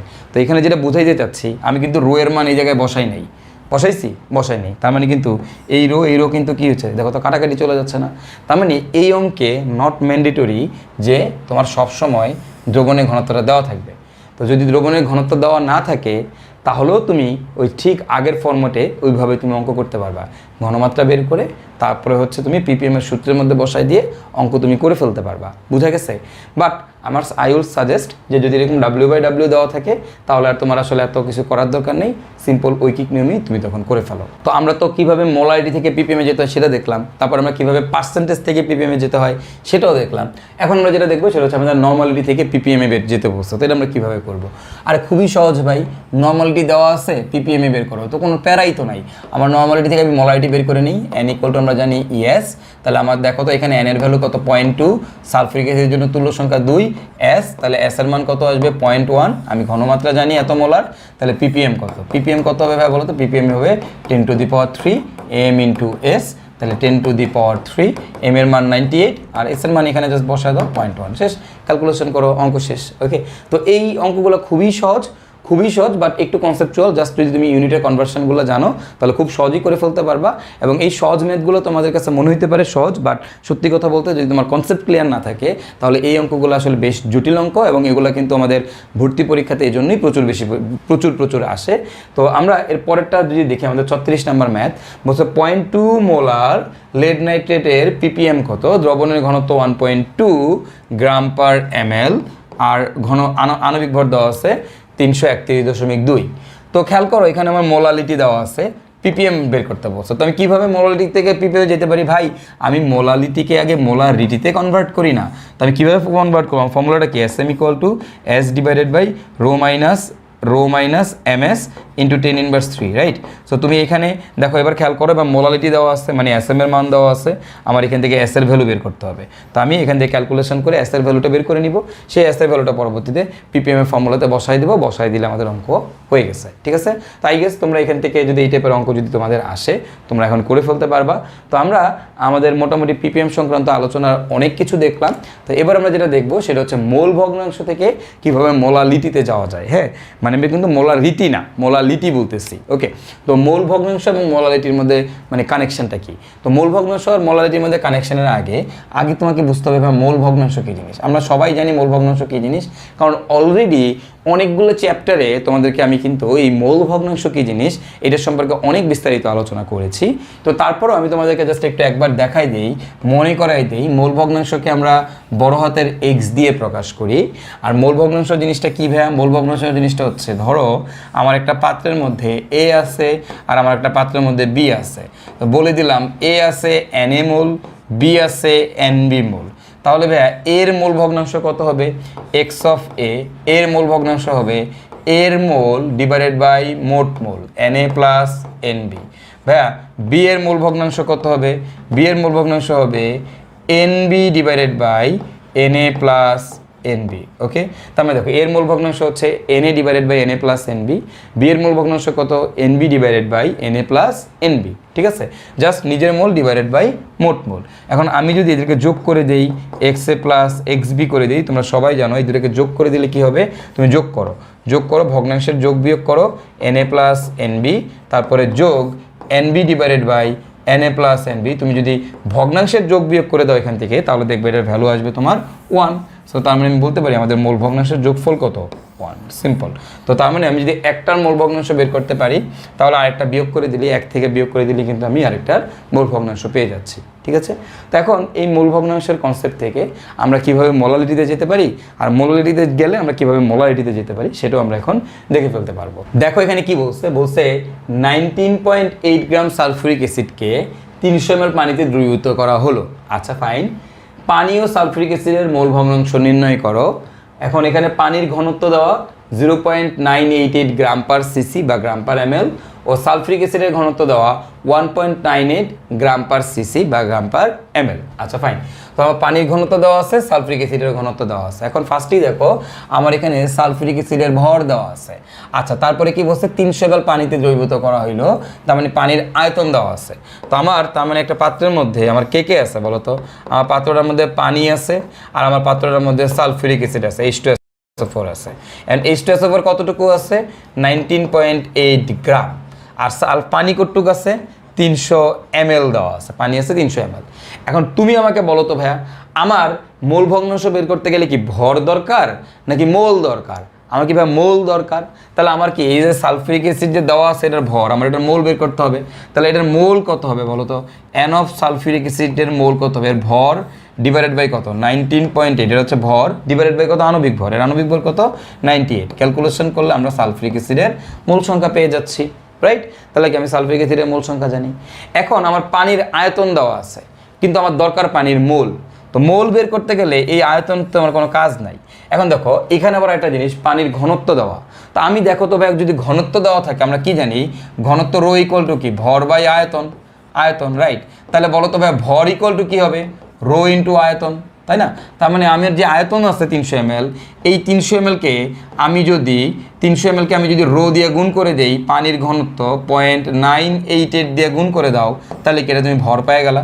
তার মানে কি তুমি পানির ভর জানো। এখন তাহলে ভাই বলো তো এবার, তাহলে পানির মোল সংখ্যা কত হবে? NH2। দেখো আমি ভর জানি, তার মানে কত 300 ইন্টু 0.988, এটা হচ্ছে পানির ভর, ডিভাইড বাই কি পানির আণবিক ভর। পানির আণবিক ভর কত 18 করে দাও। আমি দেখো এখান থেকে পানির মোল সংখ্যা জানি, রাইট। তাহলে দেখো আমি এখানে সালফিউরিক অ্যাসিডের মোল সংখ্যা জানি, আমি কিন্তু পানির মোল সংখ্যাও জানি, দুইটা জিনিসের মোল সংখ্যা জানি। তাহলে সুতরাং তোমাকে যদি বলা হয় সালফিউরিক অ্যাসিডের H2SO4 এর মূল ভগ্নাংশ কত হবে, তাহলে দেখো তো এটার মূল ভগ্নাংশ কত হবে x অফ H2SO4, এটার মূল ভগ্নাংশ উপরে যাবে সালফিউরিক অ্যাসিডের মোল যেটা আমরা বের করছি, নিচে আসবে সালফিউরিক অ্যাসিডের মোল যোগ পানির মোল, মোট মোল। তো দুইটাই আমরা জানি, দুইটাই আমরা এখানে বসাই দিব, দুইটাই যদি তুমি বসাই দাও, বসাই দিলে তুমি সালফিউরিক অ্যাসিডের মূল ভগ্নাংশ পেয়ে যাবা। তাহলে ভাই পানির মূল ভগ্নাংশ কত, আমি উপরে পানির মোল নিচে মোট মোল এটা করলেও পারি, আবার আমি পানির মূল ভগ্নাংশ এইভাবেও বের করতে পারি না, 1 minus x of H2SO4। Sulphuric অ্যাসিডের যে মূল ভগ্নাংশ বের করছো সেটা জাস্ট 1 থেকে বিয়োগ করে দাও, বিয়োগ করে দিলে আমরা কি পানির মূল ভগ্নাংশ পেয়ে যাচ্ছি। তো আমার প্রশ্ন এটাই বলছে পানি ও সালফিউরিক অ্যাসিডের মূল ভগ্নাংশ নির্ণয় করো, এদের মূল ভগ্নাংশ বের করতে বলছে, তো আমি এদের মূল ভগ্নাংশ বের করে ফেললাম। তো খুবই সিম্পল বেসিক কনসেপ্ট, একদমই বেসিক কনসেপ্ট, জাস্ট হচ্ছে তোমার ওই মোলের কনসেপ্ট থেকেই কিন্তু আসলে ভাইয়া আমরা এইগুলো বের করে ফেলতে পারতেছি। তো কীভাবে মূল ভগ্নাংশ বের করে সেটা আমরা দেখলাম। এখন এই ম্যাথটাও কিন্তু আমাদের কোনো একটা ইঞ্জিনিয়ারিং ইউনিভার্সিটিতে আসা একটা ম্যাথ। আমরা আমাদের তার পরের ম্যাথটা যদি একটু দেখি, পরের ম্যাথটাতে কী বলছে লক্ষ্য করো, বলছে সোডিয়াম হাইড্রোক্সাইডের মূল ভগ্নাংশ দেওয়া আছে। দেখো সোডিয়াম হাইড্রোক্সাইডের মূল ভগ্নাংশ দেওয়া আছে, তোমাকে কি বের করতে বলছে যে মোলালিটি কত, মোলারিটি কত, দ্রবণের ঘনত্ব দেওয়া আছে। আচ্ছা ফাইন, তো আমার এই সোডিয়াম হাইড্রোক্সাইডের যদি মূল ভগ্নাংশ দেওয়া থাকে তাহলে এখন আমাকে কি করতে হবে, এটার মোলালিটি কতটা বের করতে হবে। তো তুমি বলো সোডিয়াম হাইড্রোক্সাইডের মোলালিটি মানে জিনিসটা বলো, এই সোডিয়াম হাইড্রোক্সাইড কার মধ্যে দ্রবীভূত আছে, অবশ্যই কি পানির মধ্যে। তাহলে এখন দেখো এইখানে আছে কে সোডিয়াম হাইড্রোক্সাইড, এর একটা দ্রবণ কার সাথে আছে, পানির সাথে আছে। তাহলে সোডিয়াম হাইড্রোক্সাইডের মূল ভগ্নাংশ যদি x অফ NaOH, সোডিয়াম হাইড্রোক্সাইডের মূল ভগ্নাংশ যদি 0.2 হয়, তাহলে তুমি বলো তো ভাই পানির মূল ভগ্নাংশ কত হবে। পানির মূল ভগ্নাংশ x অফ H2O, পানির মূল ভগ্নাংশ কত হবে ভাই বলো তো, এটা হবে 0.8, রাইট। দেখো আমরা কি জানি দুইটা মিলাই কত 1, তাহলে এর মূল ভগ্নাংশ যদি 0.2 হয়, এর মূল ভগ্নাংশ কত হবে 0.8, পানির মূল ভগ্নাংশ 0.8, রাইট। আচ্ছা ফাইন, তাহলে আমি এখন পানির মূল ভগ্নাংশ জানি, ভালো কথা। এই যে পানির মোল ভগ্নাংশ জানো, এটা মানে হচ্ছে আসলে মোল, মানে আমি যদি টোটাল দ্রবণটাকে 1 মোল হিসাব করি, সেই 1 মোল দ্রবণের মধ্যে সোডিয়াম হাইড্রোক্সাইড আছে 0.2 মোল আর পানি আছে 0.8 মোল। এটাই হচ্ছে আমাদের মোল ভগ্নাংশের কনসেপ্ট। তাহলে এখন দেখো তো, তাহলে আমি এখান থেকে বলতে পারি W অফ পানি কত হবে। দেখো তো ভাইয়া N ইকুয়াল টু আমরা কী জানি, মোল ইকুয়াল টু কী জানি W/M। তাহলে তুমি বলো W ইকুয়াল টু কী হবে বলো তো, N into M, N into M, তাই তো। তাহলে খেয়াল করো আমি পানির কি বের করে ফেলতে পারি, ভর বের করে ফেলতে পারি, রাইট। তাহলে দেখো পানির ভর, এটা এই যে মোল ভগ্নাংশ মানে কিরকম বলতে পারি আমি, এটা মোল, 1 লিটার মানে 1 মোল দ্রবণের মধ্যে এত মোল হচ্ছে পানি আছে, এত মোল হচ্ছে সোডিয়াম হাইড্রোক্সাইড আছে। তো এটা হচ্ছে আমাদের মোল, এটাও আমি বলতে পারি মোল। তাহলে দেখো তো W অফ ওয়াটার কত হবে, দেখো তো এর মোল হচ্ছে 0.8, আমরা জানি মোল সংখ্যাকে আণবিক ভর দিয়ে গুণ করো, 18 দিয়ে গুণ করো, তাহলে কিন্তু তুমি এর ভরটা পেয়ে যাচ্ছ এত গ্রাম, ঠিক আছে। তো তুমি আগে একটু বুঝো, আমার দরকার হচ্ছে মোলালিটি কত, মোলালিটি বের করতে চাও। তো মোলালিটি বের করতে গেলে ডেফিনেশন কি, 1 কেজি দ্রাবকে যত মোল থাকে, রাইট। মোলালিটি ডেফিনেশন কি ছিল, 1 কেজি দ্রাবকে যত মোল থাকে। তাহলে দ্রবটাকে কিসে রাখবো, মোলে, আর দ্রাবকটাকে কিসে রাখবো বলো তো ভাইয়া, গ্রামে, ভরে রাখবো, কেজিতে কনভার্ট করতে হবে, রাইট। তাহলে দ্রাবকটা থাকবে হচ্ছে ভরে আর আমার দ্রব্যটা থাকবে হচ্ছে মোলে। তাহলে দেখো এই যে সোডিয়াম হাইড্রোক্সাইড, এটাকে কিন্তু আমি কিসে রাখবো, মোলেই রাখবো, এটাকে কিন্তু আর ভরে কনভার্ট করবো না। আর আমার যে দ্রাবকটাকে আমি কিসে রাখবো বলো তো, এটাকে কি মোলে রাখবো না, এটাকে আমি ভরে কনভার্ট করে ফেলবো। এই কারণে এটাকে আমি ভরে কনভার্ট করছি, এটাকে আমি মোলেই রেখে দিয়েছি। তাহলে এখন কি আমি বলতে পারি না 0.8 ইন্টু 18 গ্রাম দ্রাবকে পানিতে তোমার হচ্ছে সোডিয়াম হাইড্রোক্সাইড আছে কত মোল বলো তো, সোডিয়াম হাইড্রোক্সাইড আছে কত মোল, 0.2 মোল, রাইট, 0.2 মোল আছে। তাহলে ভাই 1 গ্রামে আছে সোডিয়াম হাইড্রোক্সাইড কত, আর আমার 1000 গ্রামে আছে সোডিয়াম হাইড্রোক্সাইড কত। শেষ, ক্যালকুলেশন করলেই কিন্তু আমি অ্যান্সার পেয়ে যাব, আমার অ্যান্সারটা চলে আসবে এত মোলাল সলিউশন, এটাই হবে আমাদের অ্যান্সার। তাহলে দেখছো আমরা কিভাবে যে মূল ভগ্নাংশ থেকে মোলালিটিতে যেতে পারি। মূল ভগ্নাংশ দেওয়া থাকলে খুব সহজেই এইভাবে আমরা কিন্তু এই নর্মাল বেসিক খাটাই মূল ভগ্নাংশ থেকে মোলালিটিতে কনভার্ট করতে পারি। এখন দেখো মূল ভগ্নাংশ থেকে মোলালিটিতে গেলা, এখন তুমি মোলারিটিতে যেতে পারবা না, মোলারিটিতে যাওয়া। কিভাবে যাবা ভাই? আমি যদি মোলারিটি জানি, আমি মোলারিটিতে অবশ্যই যেতে পারবো। আমার কিন্তু ঘনত্ব দেওয়া আছে, সো ক্যালকুলেশন করে আমি খুব ইজিলি ওই ফর্মুলাতে জাস্ট হচ্ছে মোলারিটির মানটা বসায় দিয়ে, বাকি মানগুলো বসায় দিয়ে আমি মোলারিটি বের করে ফেলতে পারবো। ঠিক আছে? তো এটা ছিল আমাদের এই কিভাবে মোল ভগ্নাংশ থেকে মোলারিটিতে যাওয়া যায় বা মোল ভগ্নাংশ থেকে মোলারিটিতে যাওয়া যায়। তো আমরা মোটামুটি আমাদের ঘনমাত্রার যতগুলো প্রকাশক ছিল, কি কি ছিল? ফার্স্টে দেখো মোলারিটি, মোলালিটি, নর্মালিটি, তারপরে কি ছিল বলো তো? ফর্মালিটি, তারপরে কি ছিল আমাদের? পার্সেন্টেজ, তারপরে কি ছিল আমাদের? PPM, PPB, PPT. এরপর আমরা কি দেখলাম বলো তো ভাই? আমাদের দেখলাম মূল ভগ্নাংশ। তো মোটামুটি যতগুলা মানে টাইপ আমাদের হওয়া পসিবল, প্রত্যেকটা টাইপ নিয়ে আমরা হচ্ছে তোমার এখানে আলোচনা করেছি। তো আমরা এই ঘনমাত্রার এতগুলো টপিক নিয়ে আলোচনা করলাম। মোটামুটি আমাদের ঘনমাত্রার ইউনিটগুলো কীভাবে একটা থেকে আরেকটাতে যাব, কীভাবে একটা থেকে আরেকটাতে কনভার্ট করব, এই ব্যাপারগুলো সম্পর্কে আমরা মোটামুটি একটা ক্লিয়ার আইডিয়া নিলাম। তো আশা করি এই ঘনমাত্রা রিলেটেড প্রশ্ন যদি তোমাদের পরীক্ষায় আসে, তোমরা ইনশাল্লাহ পারবা। তবে তোমাদের কাছে আমার সাজেশন হচ্ছে এই টপিকটা একটু খুব ভালো করে পড়বা, এটার কনসেপ্টটা মাথায় খুব ভালো করে নিবা। কারণ কি? কারণ হচ্ছে এই কনসেপ্টগুলো তো আমাদের পরবর্তী অঙ্কে করতে কাজে লাগবেই, এটা তো একটা আছেই। এবং অঙ্কগুলো মানে তোমার টপিকগুলো অনেক সহজ মনে হচ্ছে, বাট এই টপিক থেকে প্রচুর প্রশ্ন আসে পরীক্ষাতে, প্রচুর প্রশ্ন আসে। হ্যাঁ, কেন তোমার এখান থেকে প্রশ্ন আসে? অঙ্কগুলো ছোট, অঙ্কগুলো সহজ, বাট অনেক কনসেপচুয়াল। বেসিক ক্লিয়ার না থাকলে, কনসেপ্ট ক্লিয়ার না থাকলে এগুলো তোমরা পারবা না। তো এই জন্য এই ঘনমাত্রার অংশটুকুতে তোমরা বেশ ভালো করে ফোকাসড থাকবা। ওকে, তো আমরা এবার হচ্ছে যেটা দেখবো, এই ঘনমাত্রারই আমার মানে বের করার আরেকটা জিনিস হচ্ছে লঘুকরণ। এই লঘুকরণের টাইপ থেকেও আমাদের মাঝে মধ্যে ভর্তি পরীক্ষাতে প্রশ্ন আসে। তো সেই লঘুকরণটা কি? লঘুকরণ মানে কি? এটাও তোমাদেরকে ভাইয়া আগে পড়াইছি। লঘুকরণ মানে হচ্ছে কি করা বলো তো ভাইয়া? লঘুকরণ মানে হচ্ছে পানি যোগ করা। কি করা? পানি যোগ করা। তো পানি যোগ করা ব্যাপারটা কি? মানে হচ্ছে ধরো ঘনমাত্রা পাতলা করতে চাও, কীরকম? ধরো আমি একটা চিনির শরবত বানালাম, অনেক বেশি মিষ্টি হয়ে গেছে। এখন আমি যদি মিষ্টি কমাইতে চাই, আমি কি করব? অবভিয়াসলি আমি কী করব? পানি যোগ করব, রাইট? তাহলে পানি যোগ করে আমি কি করতেছি? চিনির মিষ্টিটা কমাই ফেলতেছি, মানে চিনির ঘনমাত্রাটা কমাই ফেলতেছি। তার মানে আমাদের কি হয়? লঘুকরণ করলে কি হয়? পানি যোগ করতে হয়। আর পানি যোগ করলে কি হয় বলো তো? পানি যোগ করলে আয়তন বেড়ে যায়, আয়তন বেড়ে যায়। আর আয়তন বেড়ে গেলে কি হয় বলো তো?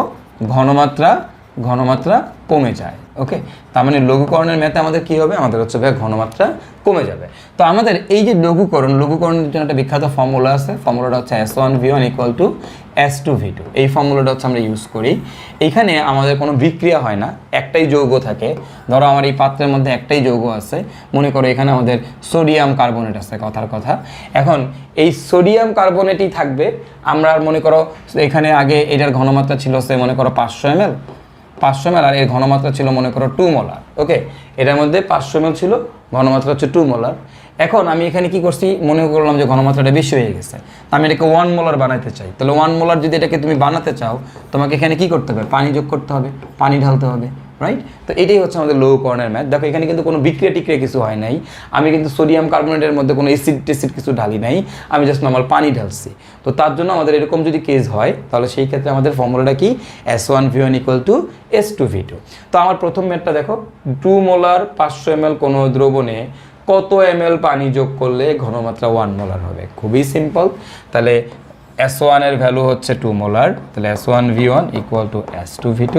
তাহলে S1 এর ভ্যালু 2 মোলার, V1 হচ্ছে 500 ml, S2 এর ভ্যালু কত বলে দিচ্ছে, কত মোলার হবে? 1 মোলার হবে, ইন্টু কতটুকু পানি। দেখো তো S2 V2 এর মান কত, মানে কত আয়তনে আমার হচ্ছে এইটার ঘনমাত্রা 1 মোলার হবে। তো কত আয়তনে এটা ঘনমাত্রা 1 মোলার হবে বলো তো? এই যে দেওয়া আছে 1000 ml, গুণ করে দাও। তার মানে 1000 ml আয়তনে এর ঘনমাত্রা হবে 1 মোলার। তাহলে দেখো আগে ছিল 500 ml, তাহলে আরও কতটুকু পানি যোগ করছো? আরও কতটুকু পানি যোগ করার কারণে এটা 1 মোলার হয়েছে বলো তো? আগে ছিল 500 ml, এখন কত? 1000 ml, তাহলে আরও কতটুকু যোগ করা লাগছে? সুতরাং পানি যোগ করতে হবে কতটুকু বলো তো? পানি যোগ করতে হবে আমি এই যে V2 বের করলাম, V2 - V1, তার মানে 1000 - 500 যদি করে দাও, তাহলে 500 ml পানি আমাদের এক্সট্রা যোগ করতে হবে। এর পরের ম্যাথটা সুন্দর একটা ম্যাথ, পরের ম্যাথটা এই টাইপের ম্যাথ পরীক্ষায় আসে প্রচুর। 500 ml পানিতে 10.6 গ্রাম সোডিয়াম কার্বনেট দ্রবীভূত আছে, কত ml পানি যোগ করলে দ্রবণটি সেন্টিমোলার হবে? আচ্ছা ফাইন, তাহলে প্রথমে 500 ml পানি, আমরা জানি আমাদের S1V1 = S2V2। তো 500 ml পানিতে 10.6 গ্রাম সোডিয়াম কার্বনেট দ্রবীভূত আছে, কত ml পানি যোগ করলে দ্রবণটি সেন্টিমোলার হবে? বা সেন্টিমোলার মানে হচ্ছে 0.01 মোলার। যদি কখনো বলে ভাই সেমিমোলার মানে হচ্ছে 0.5 মোলার, আর যদি কখনো বলে ভাইয়া মোলার মানে হচ্ছে 1 মোলার। ওকে, তো এই জিনিসগুলো আমরা একটু মনে রাখবো। সেন্টিমোলার মানে 0.01 মোলার, ডিসিমোলার মানে 0.1 মোলার, সেমিমোলার মানে 0.5 মোলার, আর হচ্ছে মোলার মানে হচ্ছে 1 মোলার। ওকে, তো তাহলে দেখো এখন আমাকে বলছে কত ml পানি যোগ করলে যেমন সেন্টিমোলার হবে। তাহলে দেখো ইনিশিয়াল আয়তনটা কত ছিল ভাই 500 ml। এখন ইনিশিয়াল ঘনমাত্রাটা কত, এই ঘনমাত্রাটা কি আমি জানি না। তাহলে আমার কিন্তু এই ঘনমাত্রাটা এখন বের করে নিতে হবে। এখন দেখো তো ফাইনাল ঘনমাত্রা কত, লাস্ট ঘনমাত্রা কত, সেন্টিমোলার মানে 0.01 মোলার। আমাকে বের করতে হবে কি V2, রাইট? আমি V2 বের করবো এখানে, কিন্তু কথা হচ্ছে আমি কি S1 এর মান জানি? এই S1 এর ভ্যালুটাই কিন্তু আমি জানি না। তো এটা আমাকে বের করে নিতে হবে। এখন কীভাবে বের করবো? 500 ml পানিতে 10.6 গ্রাম সোডিয়াম কার্বনেট দ্রবীভূত আছে। তো খুবই সহজ, আমরা কীভাবে বের করবো? S = W × 1000 divided by M × V, right? তাহলে W এর মান কত আমাদের? 10.6 × 1000, ভর দেওয়া আছে। তো ভর দেওয়া থাকলে ঘনমাত্রা বের করার ফর্মুলা একটাই, এইটাই ফর্মুলা। যেহেতু এখানে জাস্ট ভ্যালুগুলো বসায় দাও। 106 × V, ভির মান কত? 500। ক্যালকুলেশন করলেই আমি এখান থেকে কি করে ফেলতে পারবো? আমার এখানে এই ঘনমাত্রার মান কত সেটা আমরা বের করে ফেলতে পারবো। ঠিক আছে, তো তুমি এখান থেকে ক্যালকুলেশন করলে আমি এখান থেকে সুন্দর মতো করে আমার এটার ঘনমাত্রা কত মোলার সেটা বের করে ফেলতে পারবো। তো এই ভ্যালুটা তুমি এখানে বসায় দাও। এবার ক্যালকুলেশন করলে তুমি এখান থেকে V2 ভ্যালুটা বের করে ফেলতে পারবা। তো তুমি এখান থেকে V2 মানটা বের করে তারপর আরও কত ml পানি যোগ করতে হবে। সুতরাং আরও পানি যোগ করতে হবে কত ml? আরও পানি যোগ করতে হবে কত? কীভাবে করবো বলো তো ভাই? V2 - V1, দ্যাটস ইট, শেষ। এই V2 - V1 করে দিলেই আমাদের অ্যান্সার বের হয়ে যাবে।